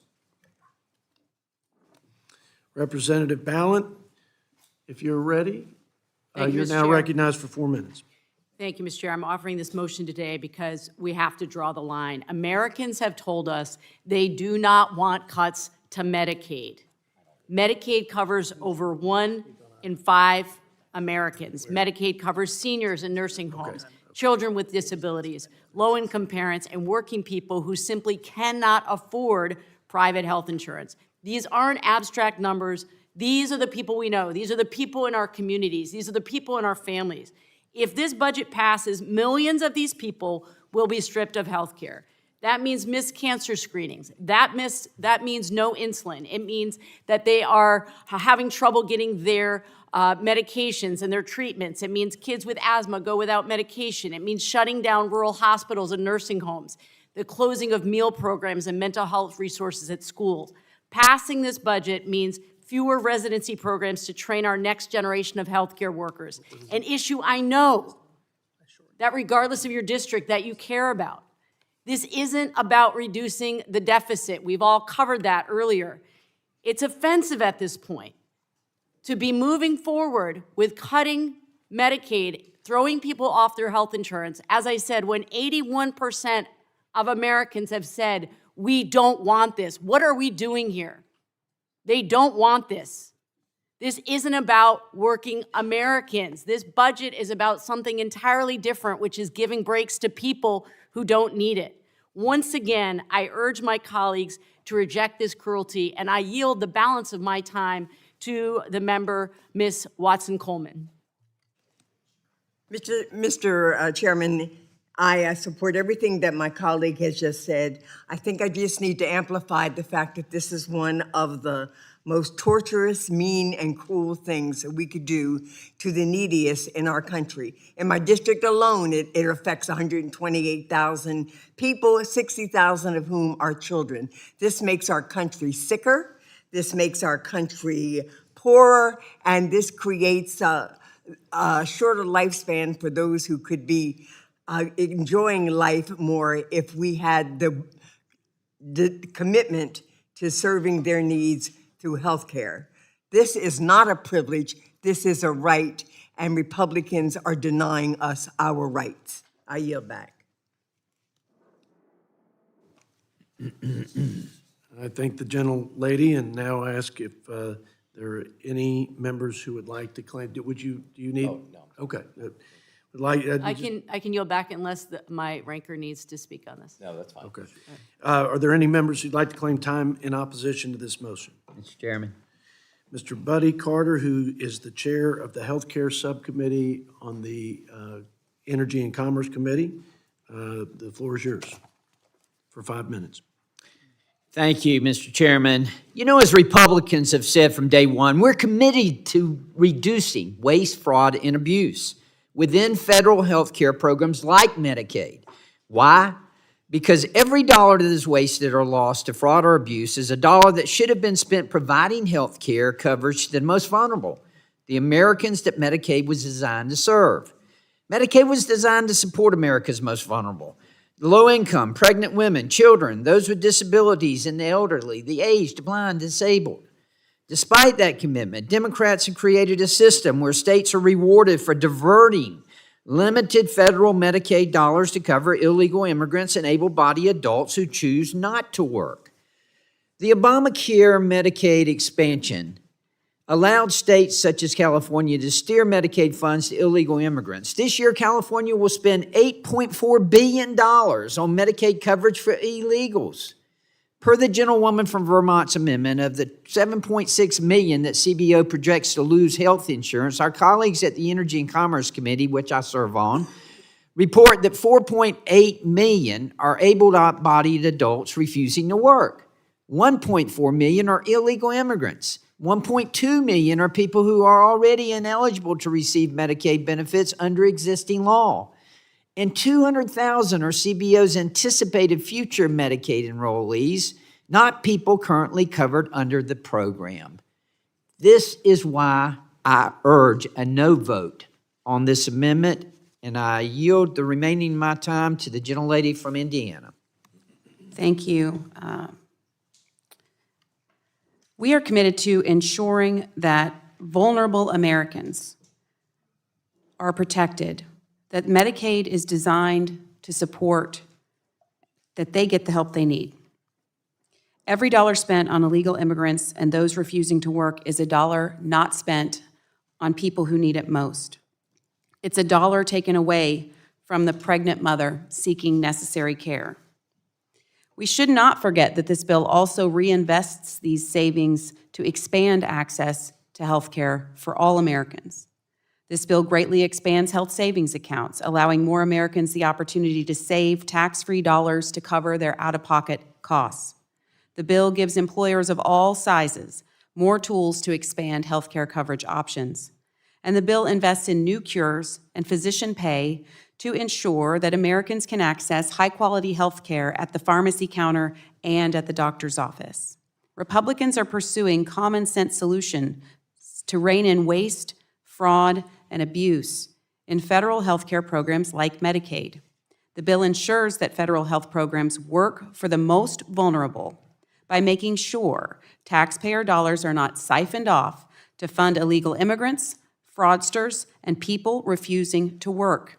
And instead, it redirects those dollars to help taxpayers and improve access to affordable, high-quality health care. I urge a no vote, and I yield back. In the remainder of the time, I'd like to say a few words on this subject, because if you listen to my Democrat colleagues, you would think we were, gutting the program and throwing people off and leaving them uninsured. Here's the reality. The American people sent us here to steward their tax dollars, and they suspect we're not doing a very good job of it, and they're right. They also expect us to make sure that we have a sustainable safety net for the most vulnerable Americans into the future. It is nowhere close to being sustainable, like many programs in this government. And the first place to start, is to stop the improper payments, which, not according to me, but GAO, over the last 10 years has been over $500 billion. In 2023, it was $50 billion in 1 year. That's waste, fraud, and abuse. Tens of billions of those dollars in abuse have gone to people who are in this country illegally. Now, this is just one number, but according to Numbers USA, the total cost of social services to people here illegally is $9,000 per illegal immigrant. That's more than we spend on American citizens who are in need of the safety net of Medicaid. That is unconscionable. There are a lot of other reasons that I don't have time to articulate that we have to do the deep rooting out of waste in this program. And it's unacceptable that the largest means-tested welfare program of almost 100, with a total cost of about $1.5 trillion in the people's government, has no requirement for able-bodied people to work. That should be a baseline expectation for people who can and are able to work. So I'm proud of the work that my colleagues are doing. We can do more, but this is a good start, and I yield now for the closing comment of my colleague, Ms. Ballin. Thank you, Mr. Chair. I just have to ask my colleagues, have you talked to your rural hospitals? Have you talked to your rural healthcare providers? Because I have been on the phone for months now. They are very, very concerned about cuts to Medicaid and how it will close rural healthcare facilities. Rural health care facilities are reliant on Medicaid dollars to stay open. And those of us who represent rural areas, healthcare outcomes for people who live in rural areas are the worst in the nation. So whether you live in Vermont, or whether you live in Kentucky, or you live in rural Indiana, your rural healthcare providers need Medicaid dollars to keep those facilities open. So I urge you to think carefully before you support this budget, because you're hurting your own people back home and their access to health care. I yield back. Thank you. I thank the gentlelady from Vermont, and now the question once again the question now is on agreeing to the motion offered by Ms. Ballin. All those in favor signify by saying aye. Aye. Those opposed, no. No. In the opinion of the chair, the noes have it. I ask for a recorded vote. A roll call vote is requested pursuant to the bipartisan unanimous consent agreement. We will postpone the roll call votes until later in the markup. Thank you. Thank the gentlelady. Now, is there a motion to instruct? Mr. Chairman, I have a motion at the desk. Motion is at the desk. Clerk will report the motion. Staff will distribute copies of the motion. Mr. Clerk.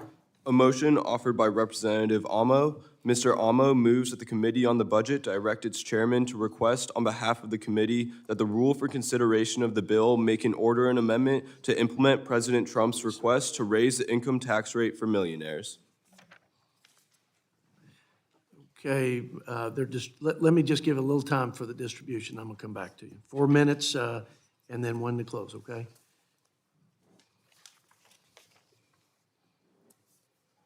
Okay, Mr. Amo, if you're ready, 4 minutes, and then we'll give 5 to the opposing side if there is one, and then you'll close with 1 minute. Mr. Amo. Thank you, Mr. Chairman. Last Friday, President Trump called for a tiny tax increase on the rich by raising the top tax rate back to 39.6%. But the bill before us today fails to fulfill the president's call to action. In fact, it makes a lower rate of 37% permanent. So my motion is simple. It makes good on the president's request. In his joint address to Congress, the president promised to pass tax cuts for everybody. Yet the bill before us today certainly does not benefit everybody. A household that is barely scraping by, earning less than $15,000 a year, will see their taxes skyrocket by nearly 19% under this bill. That is, in fact, no tax cut. But a millionaire, they will see another $82,000 in their pocket in 2027. You heard right. Republicans will increase taxes on our most vulnerable Americans while making the rich even richer. Instead of offsetting their tax scheme for the richest 1% by closing tax loopholes, Republicans are kicking over 13 million Americans off their health insurance and taking away nutrition assistance from children. That's right, they are making healthcare inaccessible and letting children go hungry. This isn't what the American people need or want. So if Republicans wanted to help working people, they would fulfill President Trump's request to raise the income tax rate for millionaires. They would not be focused on making the rich even richer. With that, I yield 2 minutes to Congresswoman Omar. Thank you, Congressman. I said this in my opening statement, and it bears repeating. If enacted, this would be the largest transfer of wealth from the poor to the rich in U.S. history. This bill, like we've been talking about, has a record $715 billion in cuts to Medicaid and the Affordable Care Act. Nearly 14 million Americans would lose health care coverage, not because they're ineligible, but because of the cruel red tape designed to push them out. And why are we punishing sick moms and children? So that the top 0.1% can get as much as the bottom half combined in America. My Republican colleagues will claim that these tax cuts are for everyone. Sure, there are tiny and temporary scraps for everyone else, and I do mean tiny. People earning less than $50,000 a year will see less than $1 in benefits. But if you are a billionaire, you could have $700 a day. Now, when those tax benefits for working people vanish under the weight of the higher taxes and deep program cuts, guess who will still come out ahead? The wealthy and the well-connected. Millionaires and billionaires will get their massive tax cuts. They are permanent. Now, I know that there are Republicans here who agree that this is unfair. It's wasteful and fiscally reckless. The last people who need another taxpayer subsidy are the ultra-rich. So let's raise the top tax rate for those who can afford it and pass this common sense motion. Thank you, and I yield back. I thank the gentlelady and ask if there are any members who wish to oppose. Mr. Chairman. Mr. Ron Estes from Kansas. Mr. Chairman, this motion to instruct is based on several false premises about the bill and the fiscal state of our nation. First, let me address the notion that we have a revenue problem. This is a tired and false claim that the left continues to use because they don't like the idea of tackling our greatest issue, spending. Tax revenue has consistently been in the 15 to 16% GDP range, whereas spending has ballooned to 24% of GDP. Countless Inspector General's report and independent studies have concluded that Washington wastes taxpayer dollars in virtually every agency across the government. And it's a bipartisan talking point that even Presidents Clinton, Obama, and Biden have used to get elected, stating they would root out waste, fraud, and abuse. Yet it's only Republicans who have committed to meaningfully addressing this issue. Since Republicans passed our Tax Cuts and Jobs Act in 2017, revenue has actually increased by nearly 50%, but spending has outpaced it, rising by 70%. The notion that we need to increase taxes is false and deceiving to the American people. We need to address our spending problem. And let's not forget what happened when my Democrat colleagues pushed through more federal dollars into our economy with the so-called American Rescue Plan and the so-called Inflation Reduction Act. A misnomer meant to mislead the public.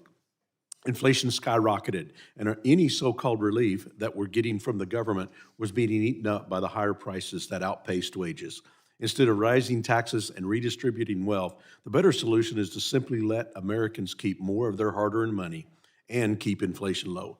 Additionally, my friends on the other side of the aisle like to create a boogeyman out of successful Americans. The catchphrase, tax the rich, is used to divide Americans and promote the false narrative that if only the wealthiest paid a little more in taxes, all the nation's problems could be magically solved.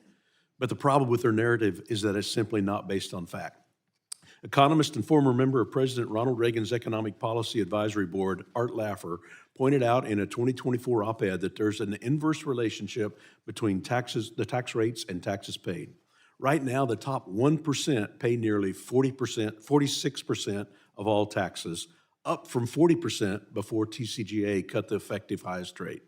But when the tax rate was 70% at the end of the Carter administration, the top 1% of taxpayers only shouldered about 19% of the taxes paid. Mr. Chairman, I'd like to submit the op-ed by Art Laffer for the record. Without objection, so ordered. Mr. Chairman, we already have a highly progressive tax system. Let's not forget how tax rates compare. The lowest tax rates for the lowest earners in this country is 10%. The top rate is already much higher at 37%. Let's not forget what the policies of TCJA did for the middle class. Real wages for the bottom 10% grew nearly twice as fast as the top 10%, and real wealth at the bottom 50% of households rose 3 times faster than that at the top 1%. The 2017 tax reforms led to $5,000 increases in real household income, 5 million new jobs, and higher investment across the country. This motion to instruct misrepresents the bill's priorities. It's a bill for real Americans, not the coastal elite or wealthy. It includes no taxes on tips, overtime, or car loan interest. It expands the child tax credit and provides relief from inflationary burden of the last 4 years. It saves the average American $1,700, the equivalent of about 9 weeks of groceries. It increases real take-home pay for a median income household with 2 children by roughly $4,000 to $5,000, and it raises real wages by $2,100 to $3,300 per worker. Those making between $30,000 and $80,000 would pay around 15% less in taxes in 2027 under the Republican tax bill, the report by the nonpartisan Joint Committee Taxation shows. And the bill does so much more. Mr. Olmo's amendment's a misguided political talking point about the momentum promised by this legislation. We should stay focused on growth, opportunity, and middle-class prosperity, not on reviving failed tax the rich policies. I urge a no vote. I'd like to yield the remainder of my time to Mr. Carey. I'd like to thank my colleague for allowing me this time, and I'm probably going to blow right by that. But first, I just want to say that this motion misrepresents the bill's priorities. It is a political gesture and ignores the facts. And when all these false statements and talking points, catchy phrases, some of which we heard from my dear colleagues, vulgar, when all of that falls into the dust of history, the clear list of example will show through like sunshine. First off, this bill is not about protecting the wealthy. It is about delivering real relief to workers, families, seniors, small businesses. Now, I had one of my colleagues that mentioned that these billionaire tanning bed owners were donating lots of money. I don't know about you, but in Sydney, Ohio, Troy, Ohio, Grove City, I'd be hard-pressed to find somebody who's a billionaire that has a salon that has a tanning bed.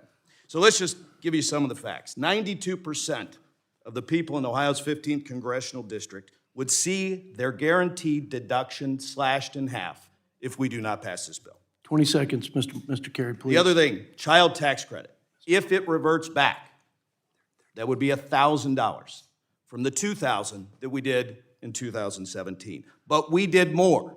We had an additional $500. Look, this bill is good, a $4,000 tax deduction for our seniors. I urge my colleagues to vote no. Mr. Amo, you get an extra minute. You got 2 minutes to close, and you can ask anybody on your side if they want to comment. Wonderful. Thank you, Mr. Chairman.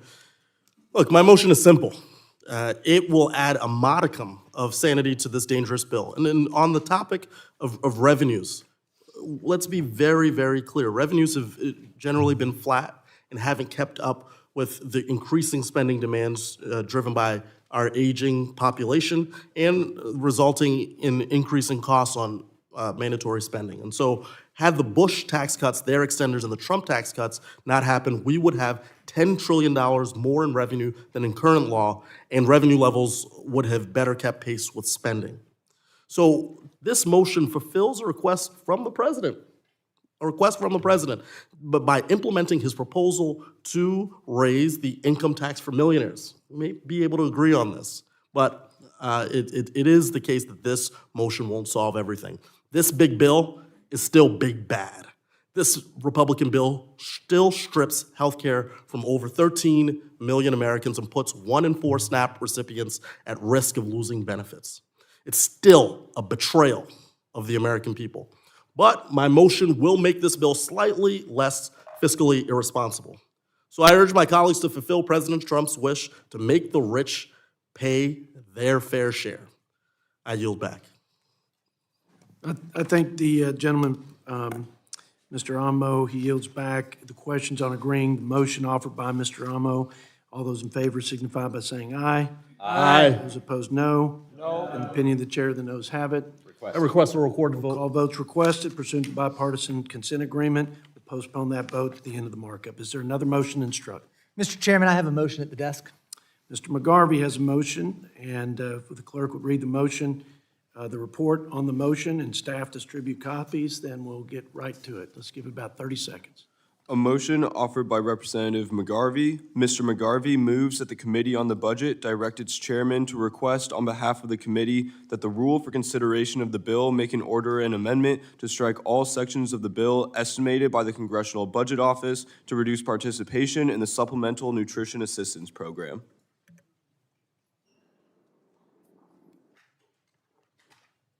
Mr. McGarvey, you have 4 minutes and then 1 to close. Thank you, Mr. Chairman. My motion instructs the chairman to strike every Republican provision that will kick Americans off SNAP, our nation's premier anti-hunger program. 115,000 people in Jefferson County, Kentucky woke up this morning not knowing where their next meal was going to come from. There's 750,000 people in the Commonwealth of Kentucky in the same situation. 200,000 of them are just kids. For many of these families, federal food assistance through SNAP is not a luxury, it's a lifeline. And Republicans are using this bill to tear that lifeline away. Their budget doesn't just cut SNAP, no. It's the largest cut ever proposed in the history of the SNAP program. It will make 11 million people go hungry, including children, seniors, veterans, adults with disabilities, even single moms. And they're not stopping at kicking eligible people out of the program. Their bill would shift billions of SNAP spending onto the states. My state of Kentucky would have to come up with $190 million to prevent cuts to services. Just so you know, that's equivalent to the cost of paying 2,354 Kentucky public school teachers. That is a gap we simply cannot fill. It is unconscionable in the same bill in which Republicans do so much to ease the tax burden on billionaires while offering only a pittance to working people, in which they work so hard to take health care away from working families and children, that they now come for their next meal too. At this time, I'd like to yield to my colleague, Ms. Capter. Thank you very much for yielding, Mr. McGarvey. I rise in very strong support of the McGarvey motion to dismiss cruel proposed cuts and policy changes to the SNAP program. These cuts would hit working families the hardest, parents juggling multiple jobs, hourly workers trying to make ends meet, and caregivers who already stretch every dollar to the limit just to put food on the table. The bill punishes people who are doing their best. It imposes expanded and burdensome work requirements of those already working, and it shifts federal costs onto states already struggling to serve their communities. Then it hands trillions in tax breaks and refunds to the wealthiest Americans. Let's be clear, food is not a luxury, it is fundamental to life. Gutting food assistance for those working hardest just to get by is not the American way forward. Reject these harmful provisions, stand up for working families, remove these short-sighted, unjust, and cruel food cuts. I urge my colleagues to support this motion, defend the dignity and health of the American people. Thank you, and I yield back. The gentlelady yields. Is there any member who'd like to claim time in opposition to the motion? Mr. Chairman. Mr. Klein from Virginia, you have 5 minutes. I thank the chairman, and I want to make clear from the start that this bill, despite the allegations from the other side, does not cut SNAP benefits. The SNAP reforms included in this bill reflect our commitment on this side to restoring accountability to the program and prioritizing work. We agree it is a vital nutrition assistance program, but it ultimately must be strengthened and it must protect those benefits for the truly needy. I think we would all agree. I don't know, the other side might, but SNAP spending is currently unsustainable. Since 2019, SNAP rolls have increased by 17% from 36 million to 42 million today, and the overall cost of the program has grown by 83%, ballooning from 60 billion to 110 billion annually. Making matters worse, as the program cost has ballooned, so have its improper payments. Payments to people who should not, to states for administering a program to people who should not be receiving it. In 2024, USDA reported $10.5 billion in improper payments, representing 11.7% of total SNAP spending. Some states exceed that significantly. In 2023, New Jersey had a state error rate of 35%. Alaska had a state error rate of 60%. 60% errors.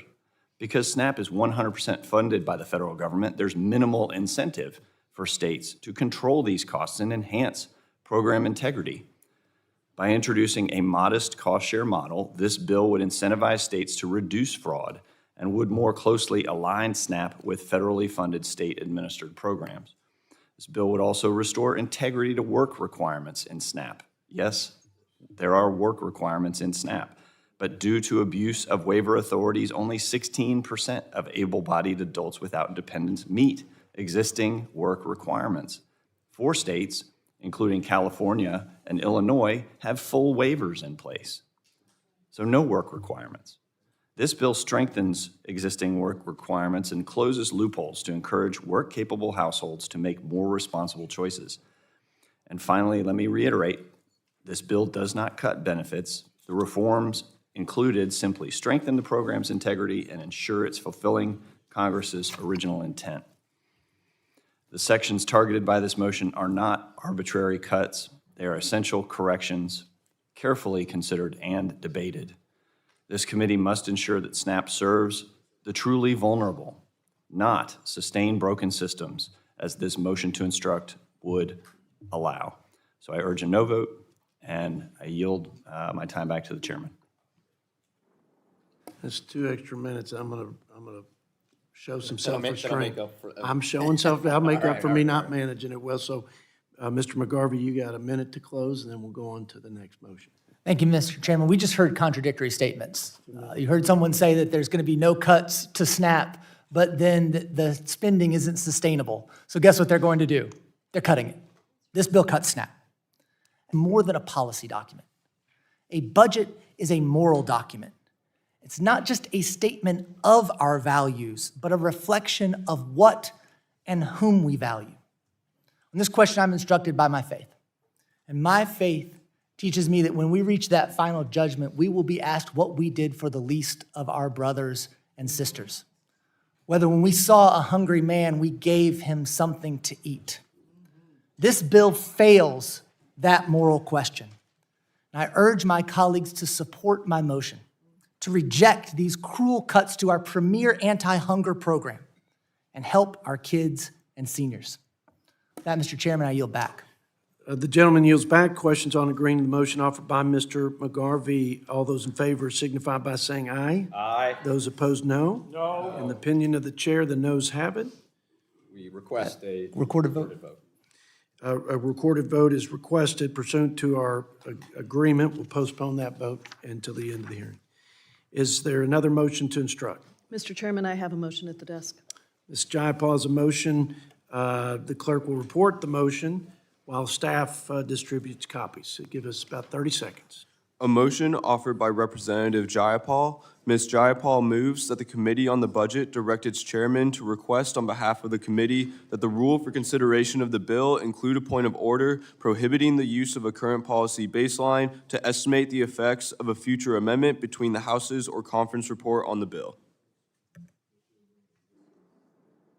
Ms. Jayapal, you have 4 minutes, then you'll have 1 minute to close. Thank you, Mr. Chairman. My motion calls for a point of order to prevent Republicans from using a budget trick to falsely lower estimates for the extreme cost of this Republican tax scam. They want to use a budget trick that assumes that the tax cuts from Trump's first tax scam extend permanently so that it seems like what they're doing today with this bill doesn't cost anything. But that's ridiculous. That's like the terrible auto renewal scams that flood your inbox, right? You get signed up for a subscription that you never wanted, you never agreed to, and you can't afford. And then they keep charging you for it afterwards, and then they tell you that maybe it's free because you paid for it before. No one buys that. It's a scam.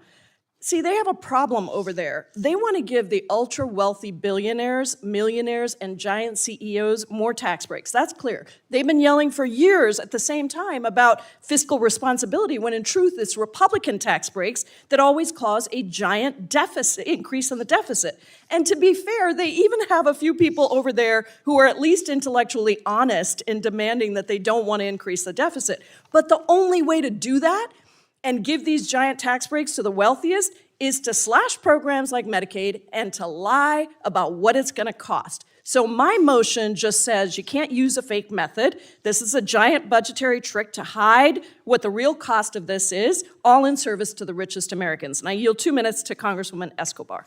Thank you, Ms. Jayapal. I am so grateful you're bringing this up. The American people need to understand just how bad this gimmick is, and there's still time for our Republican colleagues who claim to be all about fiscal responsibility to be honest. And I'm going to be speaking directly to the American people about this. And I want to give you an example of what it is they're trying to do. I want you to imagine, God forbid, you lose your job. And so your income is not coming in anymore because you've lost your job. So you go to your banker and you say, hey, Mr. Banker, I don't want you to count that loss of revenue or that loss of income when you're balancing my checking account. Let's just pretend it's still coming in and allow me to continue to spend. That's what this budgetary gimmick is about. They know that by giving the massive tax breaks to billionaires, they're going to lose that revenue, but they don't want the American people to know about it. So they've come up with this dishonest tactic in order to try to make these tax breaks permanent, which will ultimately cost every American because they're taking away your health care. They're taking away your nutrition programs. And the more that this big bill is out there, the more that economists can look at it. And just recently, the nonpartisan Penn-Wharton budget model released its report saying that Americans who make less than $51,000 a year would see their income decrease beginning next year and would lose about $700 a year. Meanwhile, the top 0.1% of Americans, including those making over $4.3 million a year, would gain $389,000 a year. You pay so that billionaires can have more yachts, more luxury vacations. In my state, 1 million Texans are going to lose their health care. Hospitals are going to close. Clinics are going to close. Nursing homes are going to close. And hardworking Americans will pay more. We are, thank you for this motion, Rep. Jayapal. I strongly support it. I yield back. The gentlelady yields back. I'd like to take the time to oppose. I'll yield some time to Mr. Blake Moore. This is a really interesting opportunity to show maybe some concurrent thinking by Republicans and Democrats. Here's the problem, and this is a very technical issue that's inside baseball in Washington, right? Current law, current policy, what does it mean? My best way to describe it is that, current policy assumes that a program or policy continues ad infinitum without any budgetary impact, even though the program would expire. Here's one of the problems with it. You got a bias towards tax policy because, for example, SNAP was just discussed. The cost of SNAP, I think somebody said now, is at over $100 billion a year. SNAP is treated and is accounted for as current policy. So when you're working on a farm bill, it's assumed that it will continue with no impact to the budget. I think it's wrong whether it's a tax policy or a spending policy. They should be treated equally, and they should be treated under law as if it's going to expire, because that's what we intended when we passed the law. And I think we would all do well to treat these things that way, and I think we would operate in a more fiscally responsible manner if we did. So there's sort of this issue of parity or inequitable treatment of tax policy versus spending policies. This issue, to be clear, is not of concern for our bill because we wrote our reconciliation bill under current law. We had a choice, but we decided that we would assume a growth rate, by the way, a growth rate under the annual average rate of Biden and Trump. So we assumed a conservative growth rate and said every dollar above that where the tax has a cost, and by the way, that's pretty transformational as it is. A Republican saying there are costs to tax policy. And so we said dollar for dollar, we're going to offset that so that we don't just shift the tax cost to another generation, right? Because if you don't pay for things, you're deferring a tax on our children and grandchildren. That's one thing you all, as Democrats, ought to be proud of that we have attempted to do that hasn't been done, I don't know if ever, on our side and within our conference. Not all tax cuts pay for themselves. And if we want to make a policy permanent, whether it's spending or tax, pay for it over the 10 years. You pay for it over the 10 years, and listen, the tax policies like bonus depreciation, and I could go through the list of those that I think have the greatest impact on the economy. The greatest bang for our buck is to make them permanent and give that kind of business certainty. But we just can't do that out of thin air, and we cannot assume that it magically pays for itself.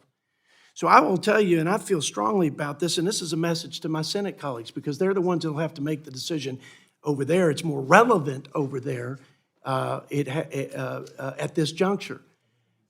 Let's not use the Washington gimmicks and games to hide spending. There are so many ways we do that. We call things emergency spending that aren't emergency spending.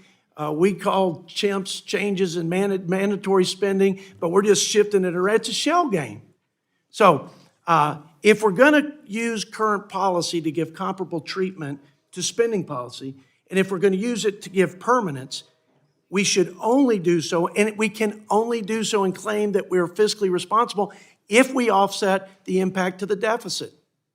So I don't care what somebody says there's a impact to the budget according to CBO rules or Republican or Democrat rules. I know what's happening to this deficit, and where there is an adverse impact to the deficit, it needs to be offset by savings or spending cuts, and that's my commitment. So I'm going to yield the remainder of my time to Blake Moore from Utah, but that's my position. I'm so glad you brought it up. Mr. Moore. Thanks for the 40 seconds, Chairman. I appreciate it. I actually I didn't want you to screw up that. I want to thank the gentlewoman, my colleague from Washington. She brings up a debate that has been debated profusely on our side as well. And I think that's the measure of a good amendment that you've offered. And I appreciate the chance to kind of talk about it briefly. As the chairman mentioned, spending and tax policy should be treated the same. And the fact that they're treated differently, I think, is a fundamental problem with how we do things. And I would support getting those two things on par. But again, this is entirely a Senate consideration. We did not write this to current policy in the House. We wrote it to current law. And what we did was find the hard work of finding spending cuts alongside it. I'll just quickly end as I want to wrap up here.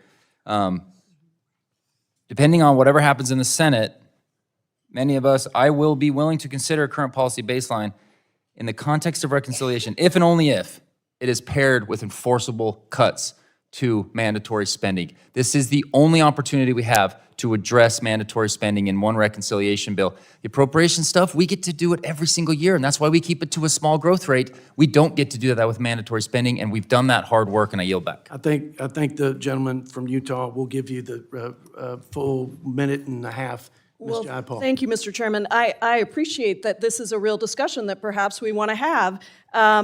Listen, if we don't adopt this amendment, then those of you who say you don't want the Senate to do budgetary tricks, it's going to come back to you with a budgetary trick, because they're already talking about how to do this to extend the tax cuts permanently and get around the reconciliation rule. Yes, this is inside baseball, but these are the things that happen that really hurt the American people. And listen, if current policy baseline becomes a new precedent, then the ranking member and I are going to be very happy to use it when we pass Medicare for all, universal health care for everybody. There's a lot of ways in which this is problematic, and yes, we should have a discussion, but in this moment, your Senate colleagues want to use this budgetary trick, a scam, to tell the American people that this isn't going to cost anything when you know damn well that it is. So I really hope that you vote for this amendment, because I think you're right, Mr. Chairman. It deserves debate, and I'm going to yield to the ranking member if I have any time. You do. Yeah, thank you. Ms. Jayapal put it perfectly, and I will just very quickly in 15 seconds say this. Let's strengthen the House's hand, and let's keep this honest, with honest numbers. This would be a great bipartisan moment to do the right thing if we unanimously vote for this MTI. And frankly, it would only strengthen the hand of those who want to ensure the current policy baseline doesn't become the new normal. Because mark my words, if this becomes the new precedent, conservative Republicans will live to regret it. I yield back. Well said. Much of what you said I would associate myself with. We do have a commitment from our leadership. I want to say that for the record, that anything coming back to our floor will comply with the principles. Let's reinforce your hand, Mr. Chairman. Let's make it a bipartisan amendment. Pass it with unanimous support. That would be quite a message to your leadership. I will say you are awfully convincing today, Ms. Jayapal. But I'm well, not thank sure. you, Mr. Chairman. Love to see that yes vote. The questions on agreeing to the motion offered by Ms. Jayapal, those in favor signify by saying aye. Aye. Those opposed, no. No. In the opinion of the chair, the noes have it. Request the recorded. Just said you agree with me, So Chip. close. Chip, you agree with me. So close. Vote for the amendment. Okay, roll calls requested. We'll put it off to the end of the markup per our agreement. Okay. Pursuant to our unanimous consent agreement, I don't know if they're, I think they're back.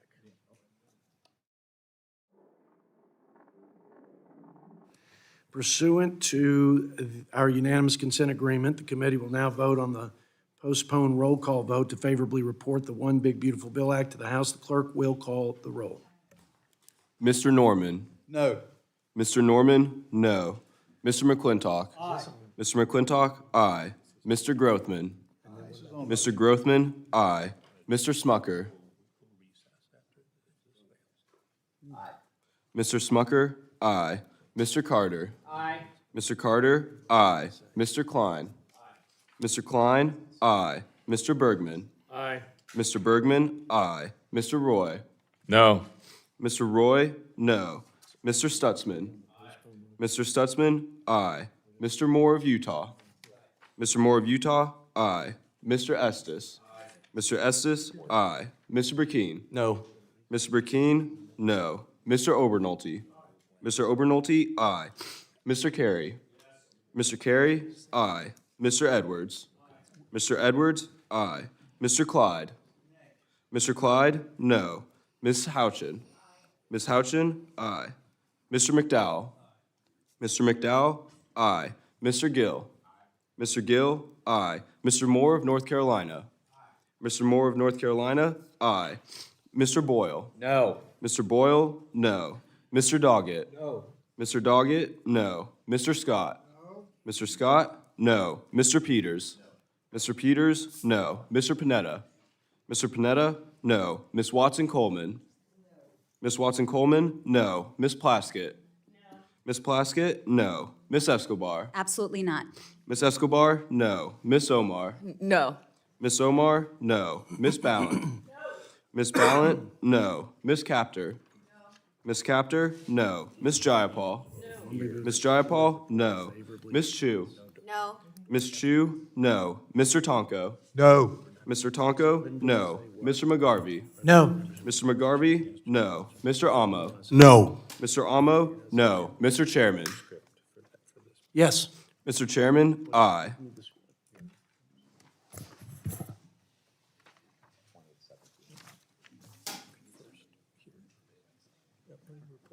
Right here.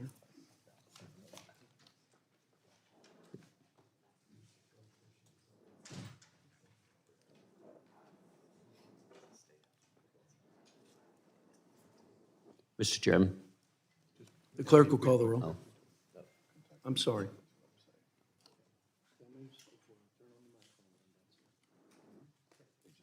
Go ahead. Are there any members who have not voted or wish to change their vote? Mr. Chairman, how am I recorded? You are a yes, clerk. Mr. Chairman, Mr. Smucker is recorded as aye. I'd like to change my vote to no. Okay. Mr. Smucker is off aye and on no.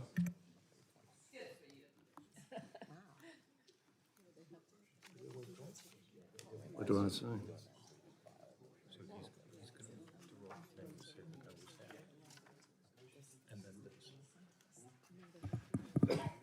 Any members still wish to change their vote?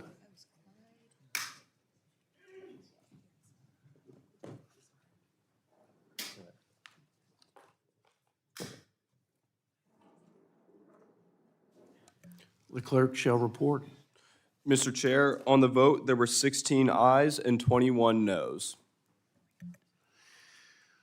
Well, the noes have it. The committee stands in recess, subject to the call of the chair. I want to thank everybody for their time and patience, and Godspeed and safe travels.